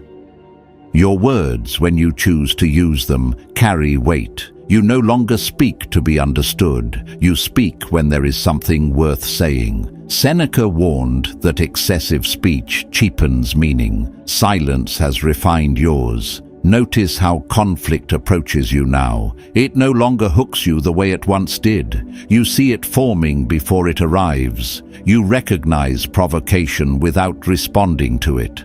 Not because you are numb, but because you are clear. Clarity is a shield. Silence sharpens it. This is where inner authority becomes visible, not announced, felt. You do not need to explain boundaries. Your consistency communicates them. You do not need to justify distance. Your calm enforces it. People sense when access is no longer automatic, and they adjust accordingly. The Stoics believed that virtue is self-evident over time. You do not argue for it, you live it. Silence has trained you to let your actions speak without commentary. To allow your life to answer questions you no longer entertain. There is also a quiet compassion that emerges here. Not the kind that sacrifices itself, but the kind that understands limits. You no longer resent those who misunderstood you. You no longer wish to correct every false narrative. You accept that some people will never see you clearly because clarity requires stillness, and not everyone is willing to be still. Marcus Aurelius reminded himself that we should not waste energy being troubled by opinions we cannot control. Silence frees you from that struggle. You stop defending your character. You trust that what is real does not need constant reinforcement. This is the stage where silence reveals its deepest function. It does not just protect your peace, it shapes your legacy. The patterns you no longer repeat, the cycles you refuse to re-enter, the standards you uphold quietly. These choices accumulate. They define the direction of your life. Think of a river that no longer floods its banks. It does not lose power, it gains direction. Silence has channeled your energy. What once spilled into reaction now flows into purpose. You are no longer dissipating yourself. There is a moment here where temptation returns, subtly. The temptation to re-engage, to revisit old dynamics now that you feel stronger, to test your progress. The Stoics cautioned against this, not because you are weak, but because unnecessary battles erode focus. Strength doesn't seek proof, it preserves itself. Epictetus taught that when someone is truly free, they are no longer reactive to insults or praise. Silence confirms that freedom. You are not moved by approval. You are not disturbed by misunderstanding. You are guided by reason and inner coherence. This is also where gratitude begins to replace vigilance. You are no longer guarding yourself constantly. You trust your judgment. You trust your ability to step away when needed. Silence has trained your instincts. Look at how your life feels now. Not dramatic, not empty, stable, predictable in the best way. You know how you will respond to pressure. You know where you stand. That certainty is rare, and it is earned. Seneca wrote that the wise person is content with themselves, not complacent. Content. Silence cultivates that contentment. You are no longer restless for validation. You are invested in continuity, in building something that lasts. At this stage, silence is no longer about absence from others. It is presence with yourself. You listen more closely. You observe more carefully. You choose more deliberately. Life feels less like something happening to you and more like something you are shaping. There is a quiet dignity in this. You are no longer advertising growth. You are embodying it. You are no longer trying to be understood. You are living in a way that does not require explanation. And here is the final turn. Silence has not isolated you. It has refined your connections. You now recognize which relationships are reciprocal, which conversations are nourishing, which environments respect your rhythm. You choose accordingly. Marcus Aurelius wrote that we should not expect figs in winter. You no longer expect depth from shallow spaces. Silence taught you to stop asking the wrong places for the right things. This is not the end of the journey. It is the consolidation of it. Everything that follows will be built on this foundation. Purpose, contribution, leadership. All of it rests on inner command. Silence gave you that command. So when you speak again, if you do, it will not be from lack. It will be from clarity. When you act, it will not be to prove, it will be to express. When you engage, it will not be to be seen, it will be because it aligns. This is the quiet outcome of silence, not distance, definition, not isolation, authority, not absence, strength that no longer needs noise to exist. And from here, whatever comes next will not shake you, because you are no longer built on reaction, you are built on resolve. Up to this point, silence has been something you carried inward, a discipline practiced in private, a quiet strength forged away from attention. But there comes a moment when that inner stillness no longer stays contained. It begins to influence how you move, how you choose, how the world responds to you without a single word exchanged. What once protected you now positions you. Silence is no longer something you endure. It is something that guides you. And in that shift, its purpose changes. No longer just a refuge from noise, it turns into a compass, guiding how you step back into the world, not to be seen or validated, but to live in alignment with the person you have become.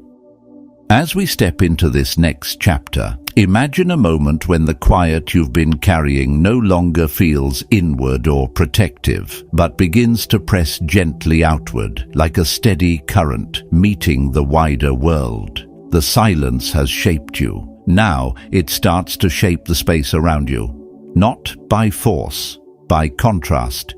Picture yourself walking into a room you once entered cautiously. The faces are familiar, the dynamics unchanged. Yet something is different. Not them. You. You are not scanning for reactions, not adjusting your tone, not preparing explanations in advance. You are simply present. And presence, when it is grounded, alters everything it touches. This is where silence reveals its final function, not as withdrawal, but as orientation. The Stoics understood that once a person gains command of themselves, the world responds differently, even if it does not know why. Marcus Aurelius wrote that a person's life is shaped by the quality of their thoughts.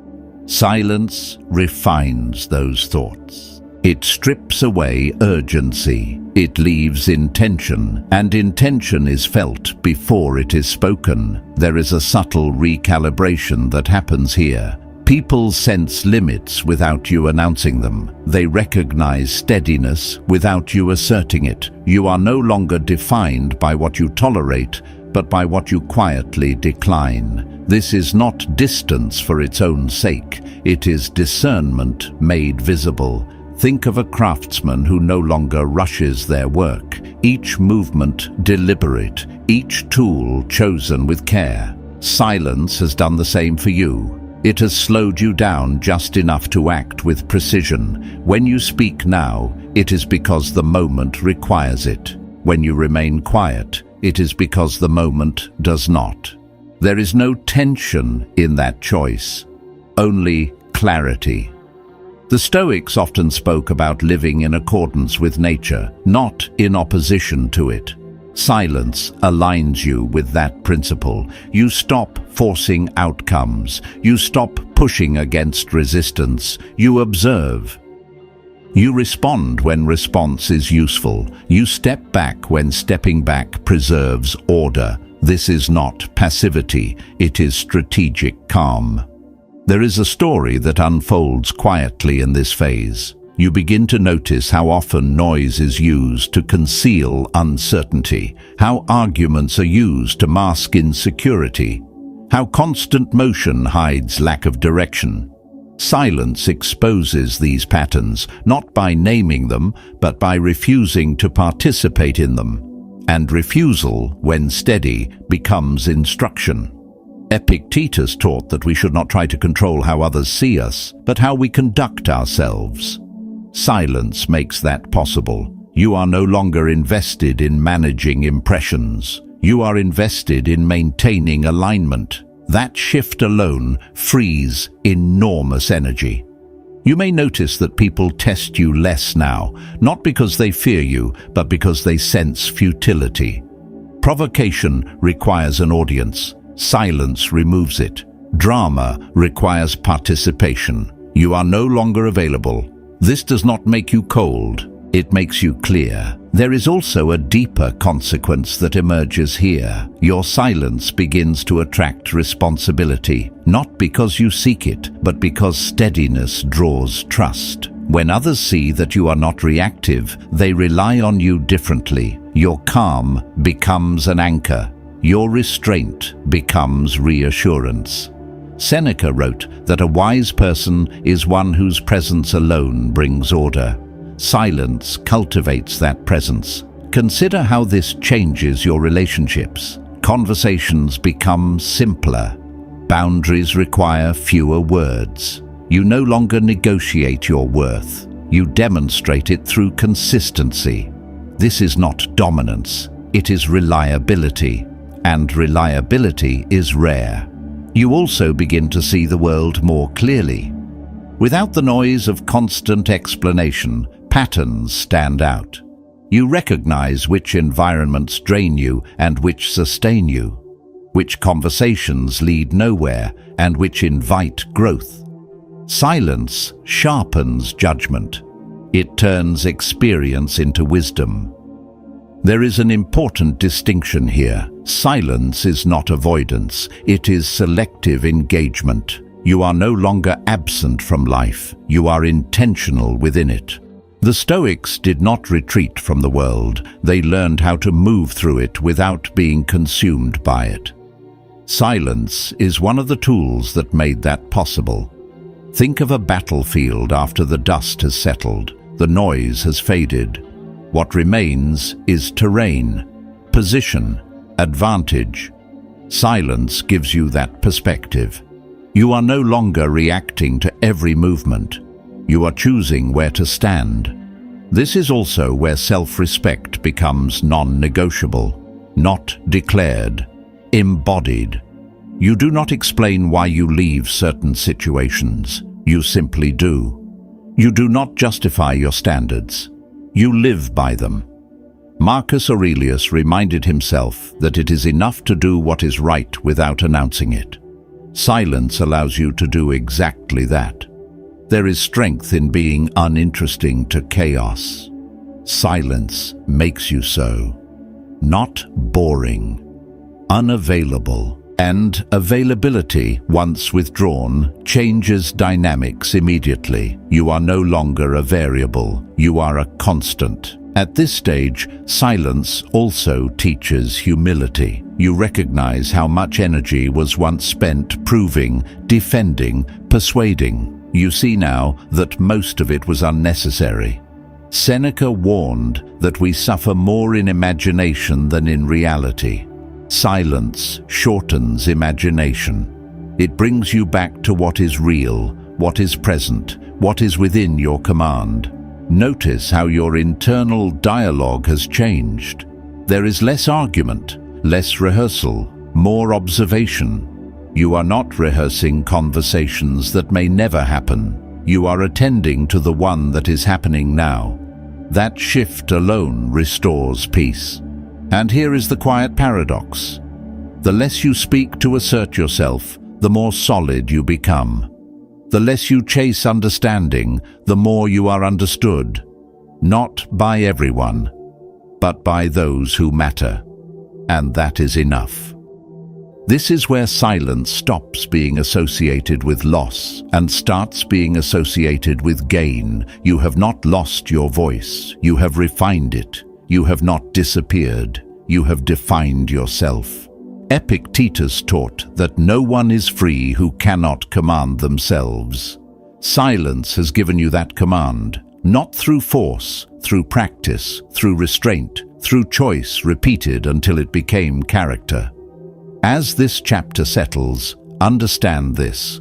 The silence you cultivated was never meant to keep you hidden. It was meant to prepare you, to move through the world without friction, to stand without explanation, to act without hesitation when action is required. This is not the end of the journey. It is a repositioning. From here, everything you build will rest on this foundation: clarity, discipline, quiet strength. And from this ground, what comes next will not need to announce itself. It will simply unfold. As we move further into this unfolding chapter, imagine a moment when the world begins to test the quiet strength you have cultivated, not through obvious conflict, but through subtle invitations to return to old patterns. Nothing dramatic, just small openings. A message left unanswered, a familiar tone resurfacing, a situation that once would have pulled you back into explanation. This is where silence faces a different kind of challenge, not pressure from others, but temptation from memory. Now, pause with that image. Have you noticed how growth is rarely challenged by opposition, but by familiarity? The Stoics understood this deeply. Marcus Aurelius warned that what derails us most is not hardship, but forgetting who we have decided to become. Silence at this stage is no longer about holding back words. It is about holding your ground. There is a quiet moment that arrives here, often unnoticed. You realize that you could speak and nothing terrible would happen. You could explain, you could clarify, you could re-enter the conversation, and that is precisely why restraint matters now. Earlier, silence was survival. Now, silence is choice, and choice reveals character. Think of a seasoned warrior who no longer rushes toward every skirmish. Not because they fear conflict, but because they understand cost. Silence has taught you the price of unnecessary engagement. Each word you release carries weight. Each interaction demands energy. The Stoics believe that energy is finite and must be spent with intention. To speak when speech adds nothing is to leak strength. Epictetus taught that freedom is found not in doing whatever we want, but in wanting only what aligns with reason. Silence refines desire. You no longer crave resolution from others. You no longer seek validation through reaction. You begin to recognize that many conversations are not bridges, but traps, and silence allows you to step around them. There is a story that often plays out here. Someone from the past reappears, not with hostility, but with softness, familiar warmth, nostalgia. They speak as if time has not passed, as if nothing has changed. And for a moment, the old reflex stirs. The impulse to explain where you went, why you changed, what you learned. Silence holds you steady. You remember that growth does not require witnesses. Seneca wrote that a wise person does not reopen wounds just to prove they have healed. Silence honors that wisdom. You do not revisit what cost you peace just to demonstrate strength. Strength is already proven by your absence from what once consumed you. Notice how this restraint feels different now. There is no tension in it, no clenched jaw, no inner argument. Silence has softened into confidence. You trust yourself to walk away without ceremony. You trust that what matters will remain without explanation. This is also where boundaries become effortless. You no longer rehearse what to say. You no longer prepare defenses. Silence has simplified your inner world. When something does not align, you feel it immediately. You step back, not dramatically, naturally. The Stoics believed that virtue, once internalized, expresses itself without strain. Silence is one of its expressions. Consider how often people exhaust themselves trying to manage perceptions, explaining motives, correcting misunderstandings, proving intent. Silence frees you from that labor. Marcus Aurelius reminded himself that it is enough to be good without appearing good. Silence allows you to live by that principle. There is also a subtle strength in accepting that not everyone will understand your distance. Some will interpret silence as indifference, others as pride, some as weakness. The Stoics prepared for this. Epictetus taught that if you wish to be free, you must be willing to be misunderstood. Silence is the practice ground for that freedom. At this stage, silence becomes a filter. It reveals who respects your limits and who resents them, who adjusts and who pushes, who listens and who demands. You no longer need to confront these differences. They surface on their own.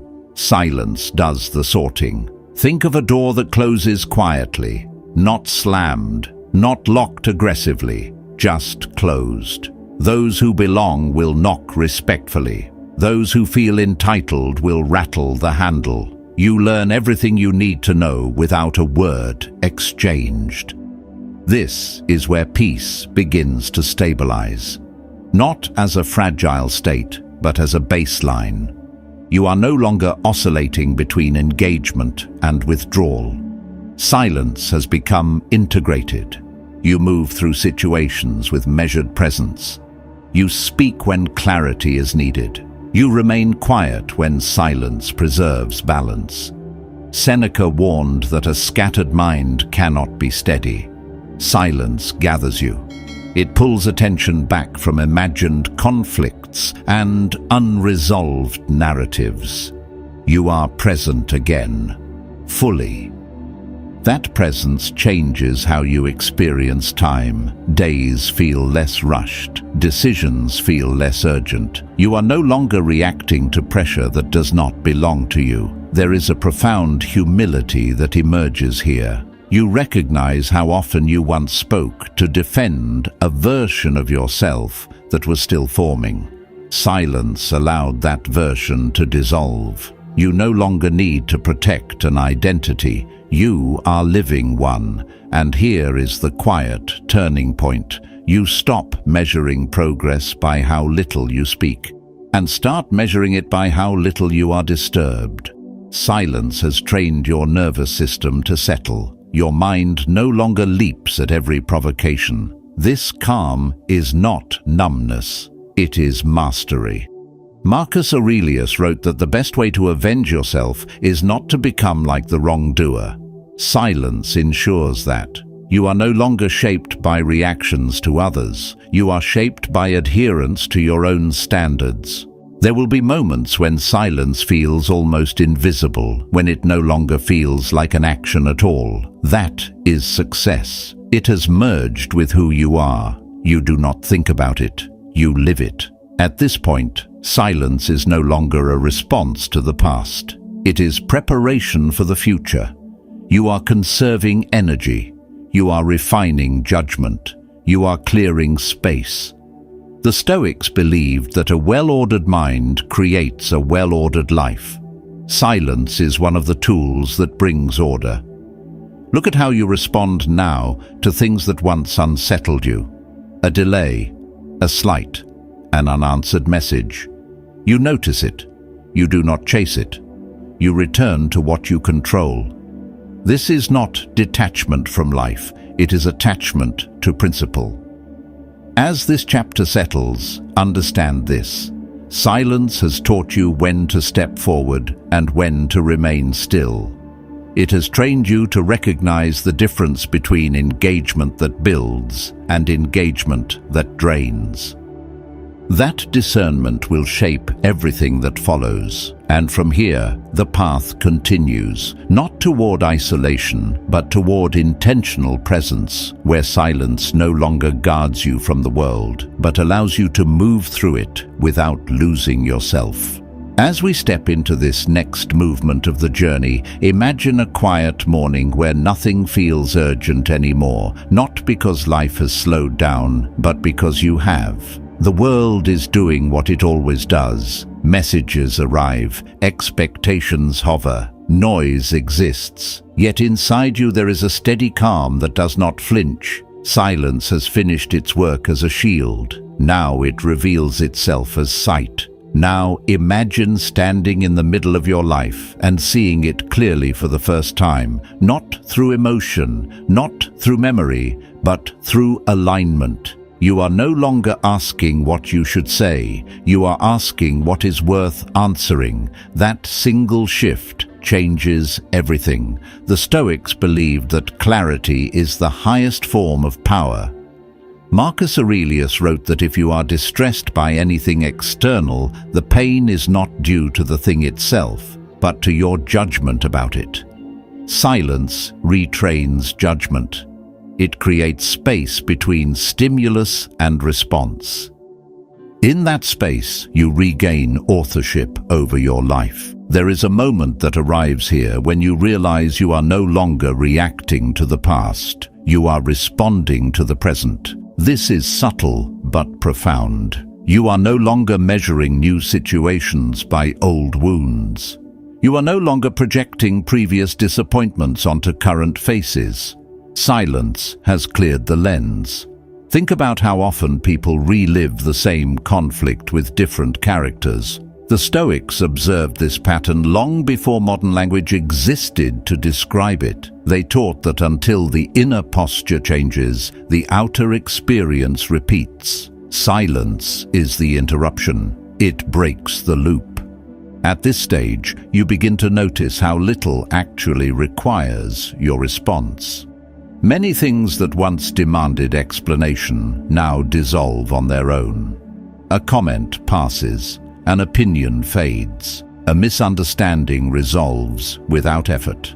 Silence teaches patience, and patience reveals what is temporary.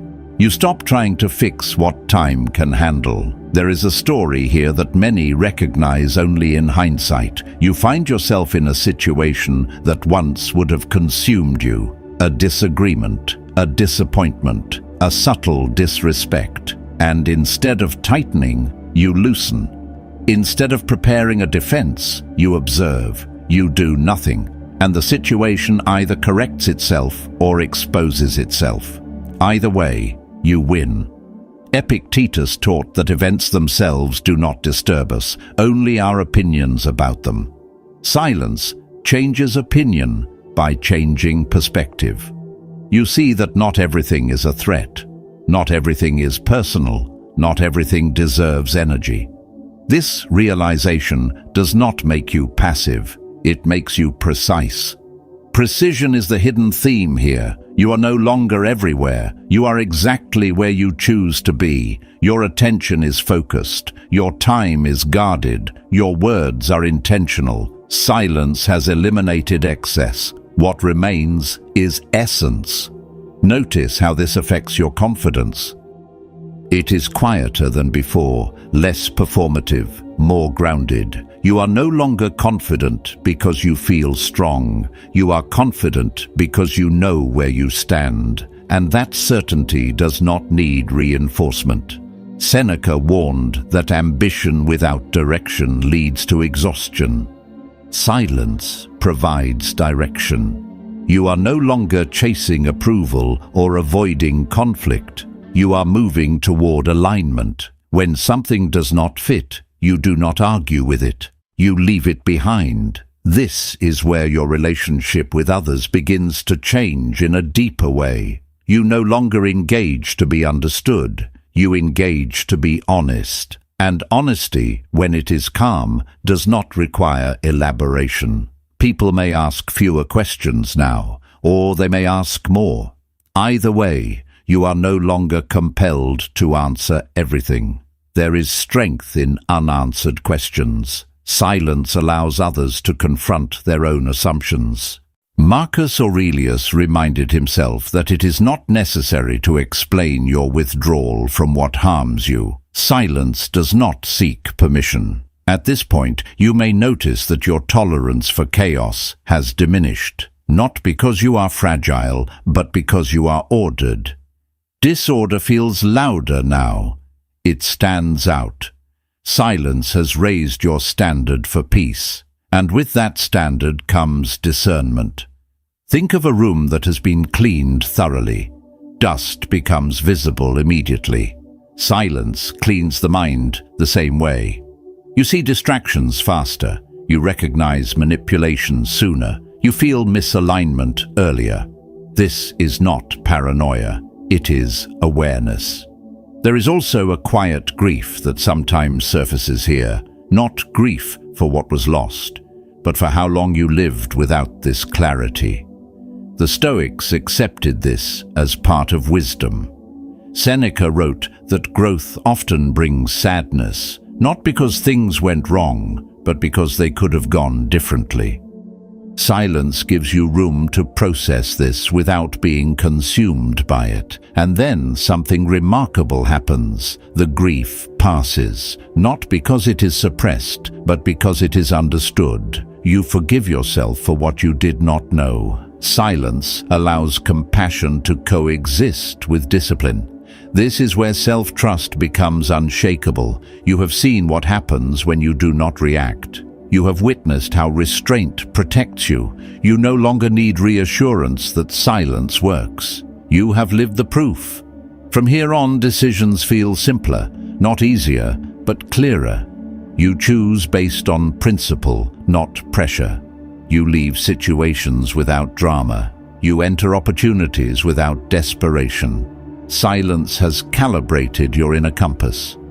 Epictetus taught that the mark of progress is not speaking less, but being less disturbed. Look at how little unsettles you now. That is not indifference, it is mastery. This mastery changes how you experience success and failure. Praise does not inflate you. Criticism does not deflate you. Silence has placed you beyond extremes. You remain steady, centered, whole. And here is the quiet truth of this chapter. Silence has given you access to something most people never reach: inner consistency. You are the same in public and in private. Your values do not shift with circumstance. Your responses do not depend on audience. That integrity is rare. Marcus Aurelius wrote that we should be strict with ourselves and tolerant with others. Silence enforces that balance. You hold yourself to a high standard. You release others from your expectations. This alone dissolves countless conflicts. As this chapter settles, understand this. Silence has not made your life smaller. It has made it more exact. You are no longer everywhere. You are exactly where you belong. And from here, the journey continues, not toward withdrawal, but toward contribution. Toward choosing when to step forward, not because you are provoked, but because your presence adds value. Silence has prepared you for that moment. The next movement will not be about holding back. It will be about stepping in, deliberately, with clarity earned through restraint. As we move deeper into this unfolding chapter, imagine a moment when your silence no longer feels like something you carry alone, but something that quietly reshapes the way you stand among others. You are not withdrawing from the world. You are standing inside it differently. The room is the same. The people are the same. The expectations are the same. Yet your posture has changed. And posture, more than words, determines how life meets you.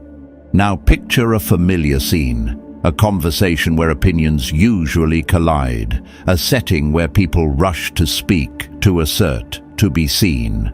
This time, you do not hurry. You listen, you observe, you let the moment unfold without inserting yourself prematurely, and something subtle happens. The pace slows. The tension diffuses. Silence does not create emptiness here, it creates gravity. The Stoics understood that influence does not come from volume, it comes from steadiness. Marcus Aurelius wrote that the mind which remains calm becomes a refuge for others. Silence cultivates that calm. It turns you into a stabilizing presence rather than a reactive force. At this stage, silence begins to function as leadership, even if you never claim that role. People start to orient themselves around you, not because you command attention, but because you do not demand it. You are no longer competing for space. You are holding it. Think of a seasoned captain navigating rough waters. They do not shout orders in panic. They give measured direction, or they wait. Silence, in this sense, is not indecision. It is timing, and timing is everything. There is a shift that happens when you stop needing to be right. You become effective. Silence frees you from the compulsion to win arguments. You are no longer trying to dominate the exchange. You are focused on outcome, not ego. Seneca warned that the desire to be admired often undermines the ability to be useful.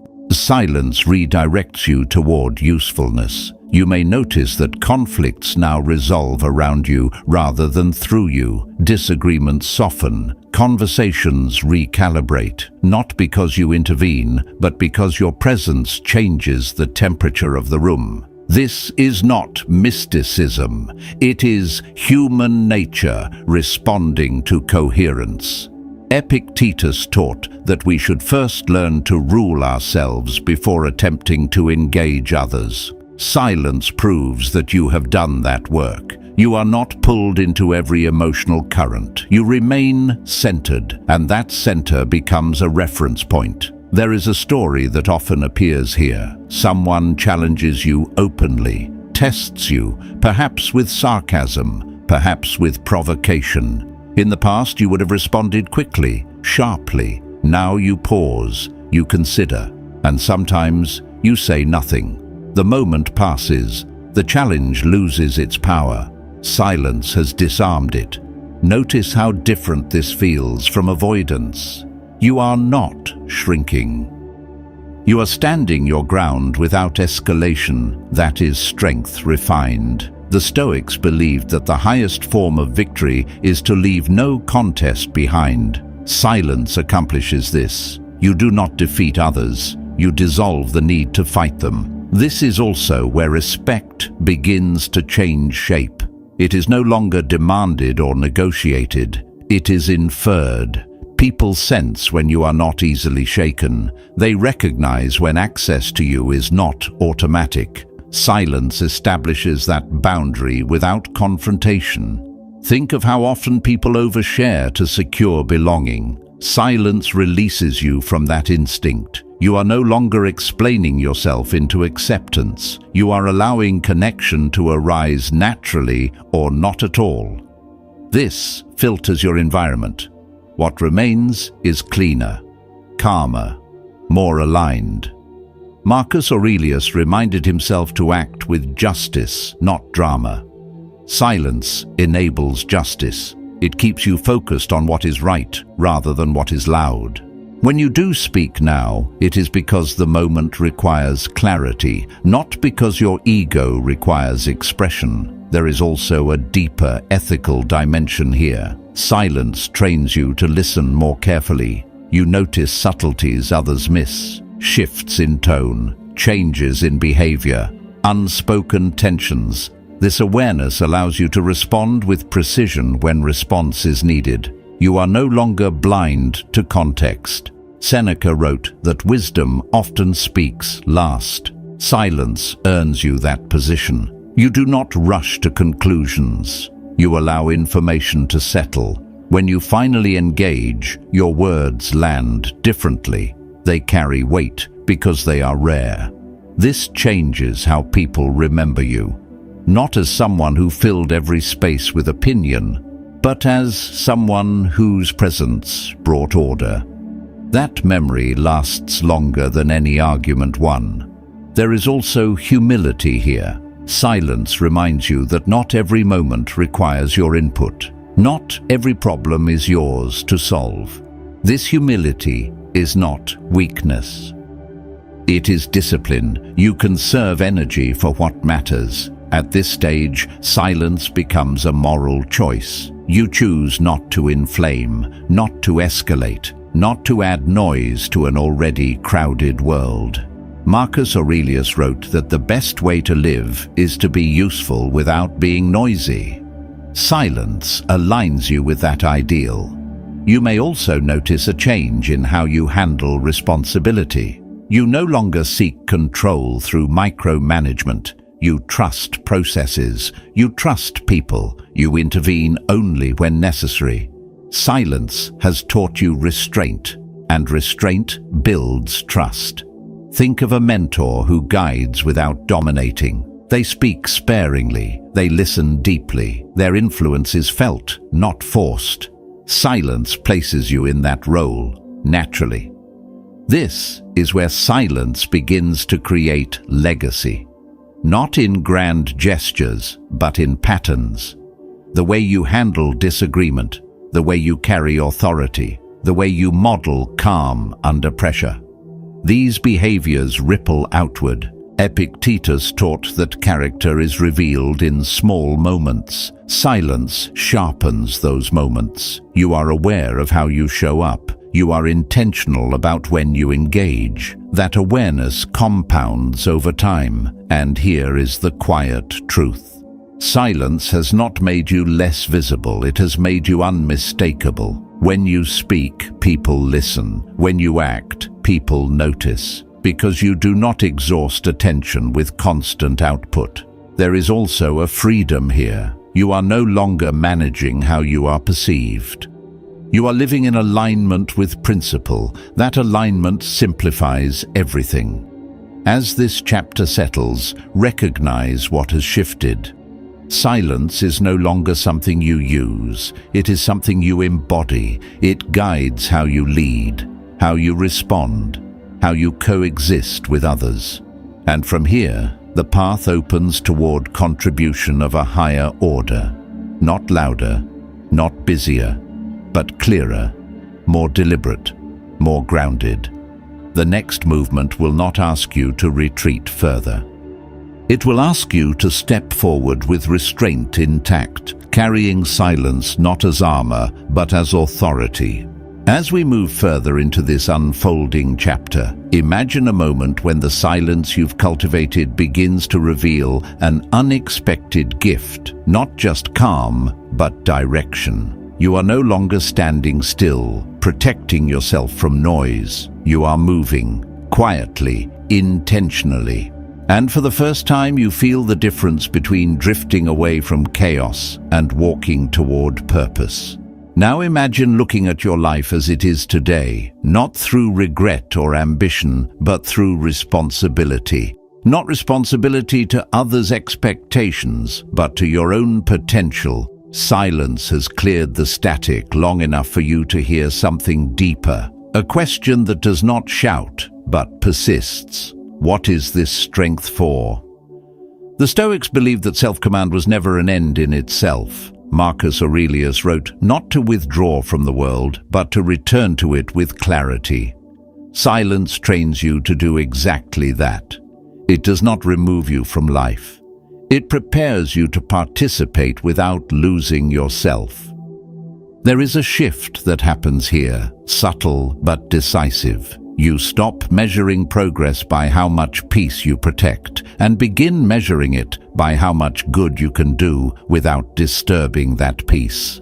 Silence has stabilized you. Now it asks something of you. Think of a craftsman who has finally mastered their tools. The early years were about control, about not making mistakes, about learning restraint. But mastery is not proven by holding back forever. It is proven by knowing when and how to act.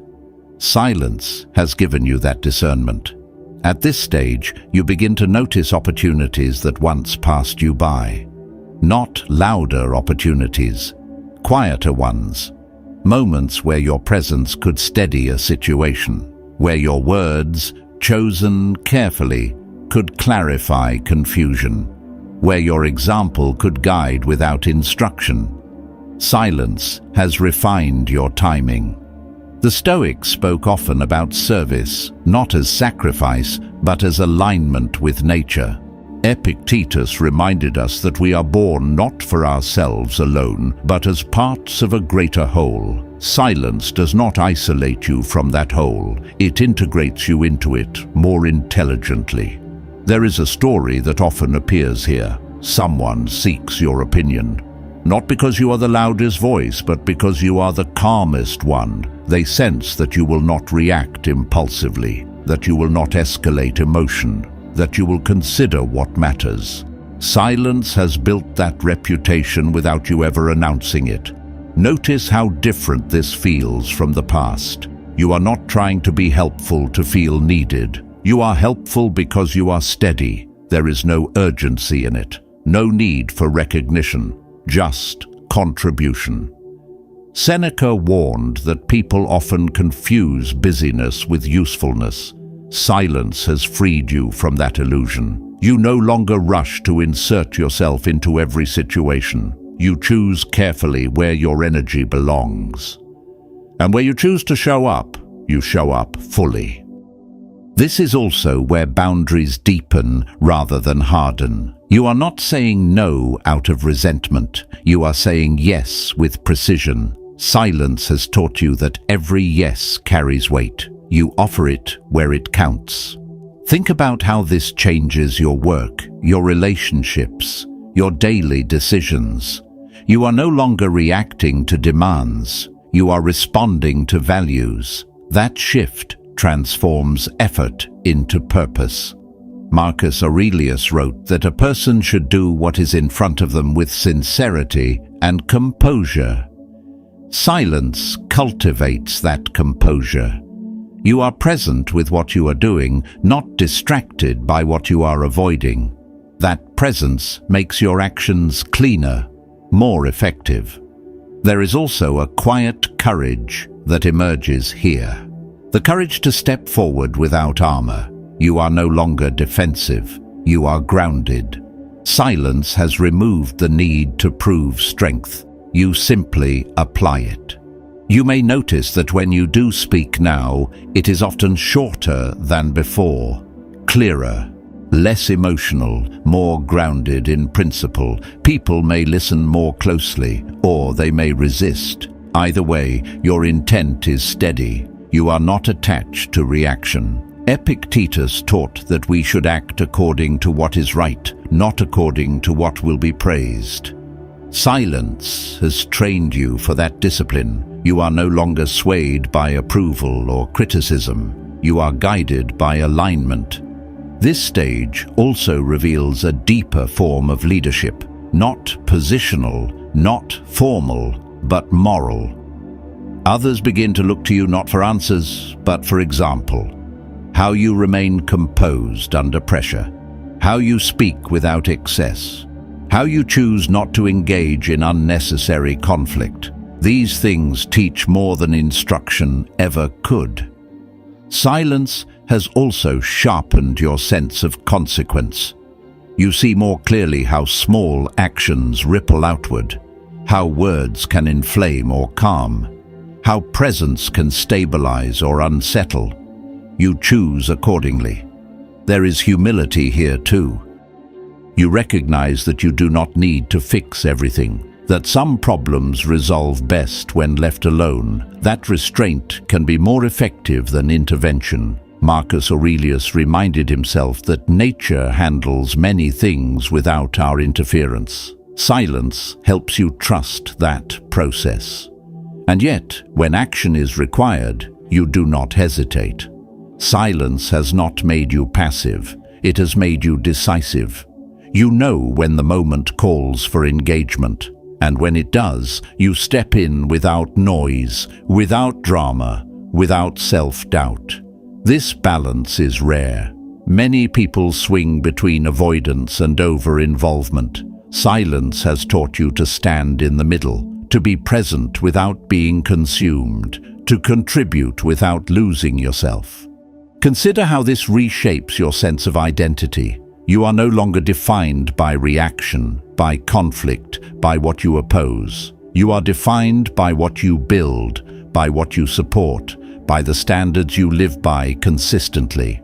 Seneca wrote that the reward of a good deed is having done it. Silence aligns you with that reward. You do not seek applause, you are satisfied with integrity. There is also a quiet joy that emerges here, not excitement, contentment, the kind that comes from knowing you are using your strength well, that your calm has a purpose, that your restraint serves something beyond self-preservation. At this stage, silence stops being about protecting yourself from harm. It becomes about protecting what you are creating, your time, your focus, your contribution. You guard these things carefully, and here is the quiet truth.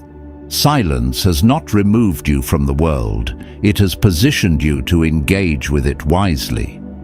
You're no longer absorbed by noise. You're oriented toward meaning. As this chapter settles, understand this. The silence that once hurt others by withdrawing your attention now strengthens the world by directing your presence. That is the full arc.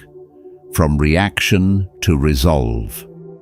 From resolve to contribution. And from here, the journey continues, not toward louder expression, but toward deeper impact. Toward acting when it matters. Toward speaking when it serves truth. Toward living in a way that does not need explanation. What comes next will not ask you to abandon silence. It will ask you to carry it forward, not as a boundary, but as a foundation for everything you choose to build. As we step further into this unfolding chapter, imagine a moment when your silence is no longer something you consciously hold, but something that holds you. It moves with you, steady and unobtrusive, like a calm breath beneath every action. What once required effort now feels natural. The noise no longer tempts you. The urge to explain has faded. And in that quiet steadiness, a new question begins to surface. Not about what you avoid, but about how you remain. Now imagine a familiar situation returning, the kind that once pulled you off balance. A provocation, a misunderstanding, a subtle challenge to your dignity. The difference now is not that it no longer happens, but that it no longer owns you. The moment arrives, pauses, and passes. You stay.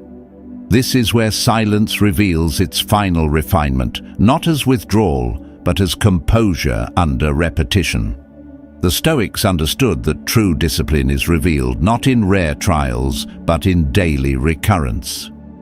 Marcus Aurelius wrote that the impediment to action advances action. What stands in the way becomes the way. Silence transforms these moments. What once felt like a test now becomes confirmation. Each time you remain unshaken, you reinforce who you are becoming. There is a quiet strength in this consistency, not dramatic, not visible to most, but unmistakable to those who pay attention. You no longer need to brace yourself for conflict. You expect composure, and expectation shapes outcome. Think of a seasoned sailor crossing familiar waters. The storms do not disappear. But the sailor no longer panics at the first sign of wind. Experience has replaced fear. Silence has done the same for you. It has trained your nervous system to trust steadiness over reaction. At this stage, you begin to recognize something important. Peace is not fragile. It does not require perfect conditions. It requires practice. Epictetus taught that we should not wish for events to happen as we want, but want them to happen as they do. Silence has trained that acceptance, not passively, but actively. You start to notice how much of the world is fueled by unnecessary urgency. People rush to defend, to explain, to dominate conversations. You see it now with clarity, not judgment. And because you see it, you no longer feel compelled to join it. Silence has given you a different rhythm. This rhythm changes how you speak when you do speak. Words are slower, more deliberate. You listen longer before responding, not because you are unsure, but because you are grounded. Seneca warned that haste is the enemy of wisdom. Silence has cured that haste. There is also a subtle emotional maturity that settles in here. You stop mistaking intensity for importance. Just because something feels urgent does not mean it deserves your energy. Silence has sharpened your discernment. You choose where to engage and where you do not. Consider how this affects your inner dialogue. The mind once filled silence with rumination. Now it rests. Thoughts still arise, but they do not spiral. You observe them, let them pass. This is not suppression, it is command. The Stoics believed that freedom was found in mastering impressions before they master you. Silence creates that space, between stimulus and response, between thought and belief. You live there now. There may still be moments of temptation, moments where speaking would feel satisfying, where reaction would feel justified, but you have learned something deeper. Satisfaction fades, alignment remains. Silence has taught you to choose the lasting over the loud. This stage also reveals a profound form of self-trust. You no longer need constant reassurance that you are doing the right thing. You feel it in the calm that follows your choices, in the absence of regret. Marcus Aurelius reminded himself to be content with acting rightly and leaving the rest to nature. Silence supports that contentment. You may notice that your presence alone changes dynamics, not because you assert dominance, but because you do not compete for attention. Others may speak louder, interrupt more, display more emotion. You remain steady. And that steadiness becomes a reference point. This is not superiority, it is balance, and balance is rare. There is also a quiet humility here. You understand that silence is not a shield against all pain. Loss still hurts. Disappointment still stings. But suffering no longer multiplies through resistance. You allow experience without adding interpretation. Epictetus taught that events are neutral. Our judgments are not. Silence has refined your judgment. As this settles, you begin to live more simply, not fewer responsibilities but fewer internal conflicts. Decisions become clearer. Relationships become cleaner. You're no longer negotiating with yourself about what you tolerate. Silence has already decided. This is where character solidifies, not through declarations, through repetition, through choosing composure again and again, through refusing to abandon yourself in moments of pressure. There is a dignity in this steadiness that cannot be borrowed or imitated. It is earned, slowly, quietly, and once earned, it stays. At this point, silence no longer feels like a strategy. It feels like home, not isolation, belonging. You are comfortable with yourself in stillness, and because of that, you are comfortable in the world. The Stoics believed that the good life was one lived in accordance with nature. Silence has brought you closer to that alignment. You act when it is time. You rest when it is time. You speak when it serves truth. You remain quiet when words would dilute it. This balance carries you forward, not immune to life, but resilient within it. You are no longer bracing for impact. You are rooted, and as this chapter draws its breath, understand this. Silence has not removed challenge from your path. It has removed chaos from your response. That is the difference between endurance and mastery. From here, what remains is not the question of whether silence works. You already know it does. What remains is how you will continue to embody it, not as an absence of sound, but as a presence of strength that moves with you wherever you go.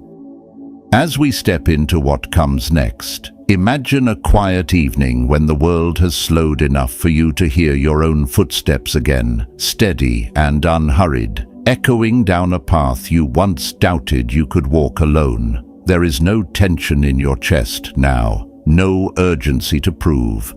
Just a calm awareness that you are exactly where you should be. This is not an ending. It is a continuation with weight. Now imagine being asked a simple question you once feared. Why did you leave?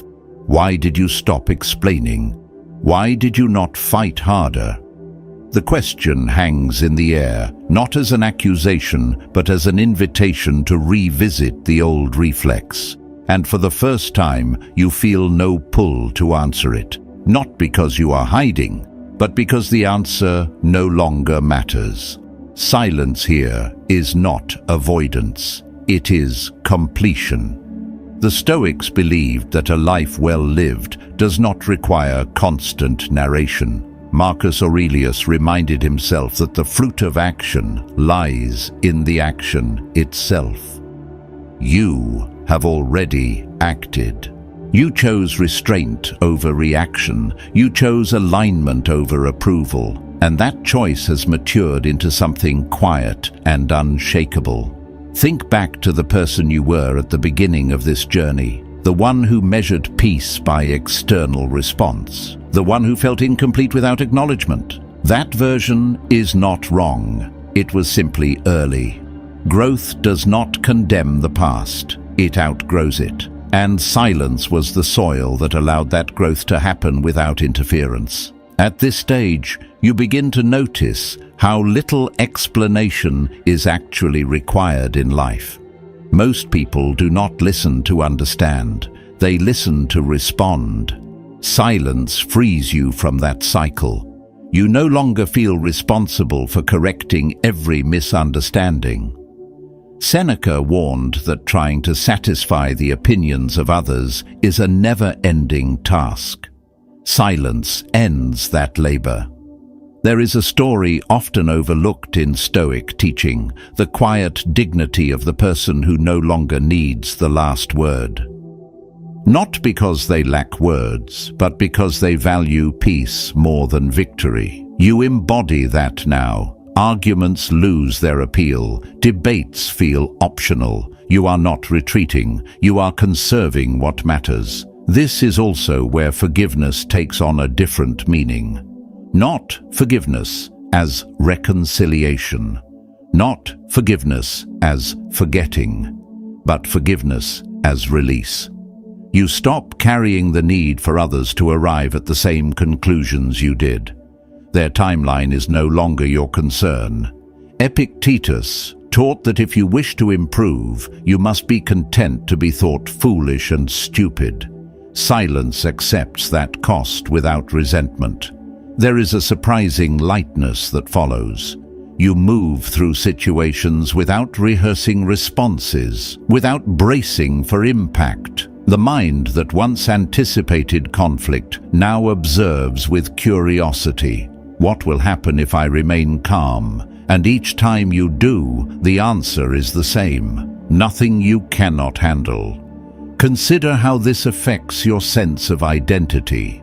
You are no longer defined by what you resist or by what you endure. You are defined by what you choose. Silence has clarified those choices. You know what belongs in your life and what does not. You no longer negotiate boundaries, you live them. This clarity radiates outward, not as intimidation, as consistency.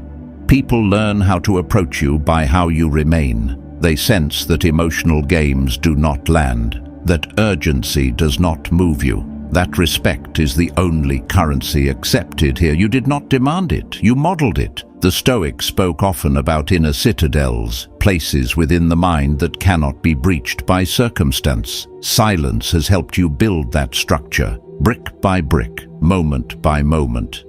It was not built through isolation, but through selective engagement, through knowing when to step back and when to step forward.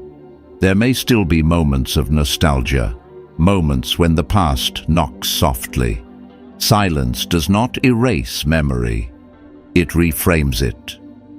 You can remember without reopening, reflect without returning. The difference is subtle but profound. Memory becomes information, not invitation. At this point, you begin to trust time again. Not as something that will fix everything, but as something that reveals what lasts. What remains after silence has done its work is what was always real. The rest falls away without drama. There is also a new relationship with solitude. It no longer feels like absence. It feels like presence without noise. You enjoy your own company without distraction. This is not loneliness. It is self-sufficiency. Seneca wrote that no person is more unhappy than the one who never faces adversity, for they are not permitted to prove themselves. Silence was your adversity, and you proved yourself quietly. Now notice how little effort it takes to stay grounded. What once felt like discipline now feels like default. You are not constantly correcting yourself. You are aligned, and alignment simplifies life. This is where gratitude enters, not loud or performative, but steady. Gratitude for the moments you did not speak, for the messages you never sent, for the restraint that protected you when emotion wanted control. Silence becomes something you thank, not something you endure. You may realize something else here. You are no longer waiting for anyone to change. You are no longer holding space for potential. You are living in reality. And reality, when accepted, is lighter than hope tied to conditions. As this understanding settles, you stop framing silence as a tool. It becomes a posture, a way of standing in the world. You speak when it serves truth. You remain quiet when it serves peace. There is no internal conflict about it. The decision makes itself. The Stoics believed that wisdom was the art of living in accordance with reason and nature. Silence has returned you to that rhythm, not detached, present, not hardened, clear. And here is the final insight of this chapter. Silence did not make you invisible. It made you undeniable to yourself. You know who you are when no one is watching. You trust that person now. From here, life does not become perfect, but it becomes simpler. Challenges arise. You meet them. People misunderstand. You let them. Opportunities come. You choose carefully. Nothing feels rushed. Nothing feels forced. This is the quiet authority that lasts, not built on reaction, not sustained by approval, but grounded in self-command. And as you continue forward, carrying this silence with you like a steady pulse beneath everything you do, remember this: you do not need to announce your strength, you live it. And that is more than enough. The strongest response is often silence, not to wound them, but because the version of you they once diminished no longer exists. As Marcus Aurelius taught, do not become what hurt you. Silence is not revenge, it is self-respect. Comment, I choose me. If this resonated,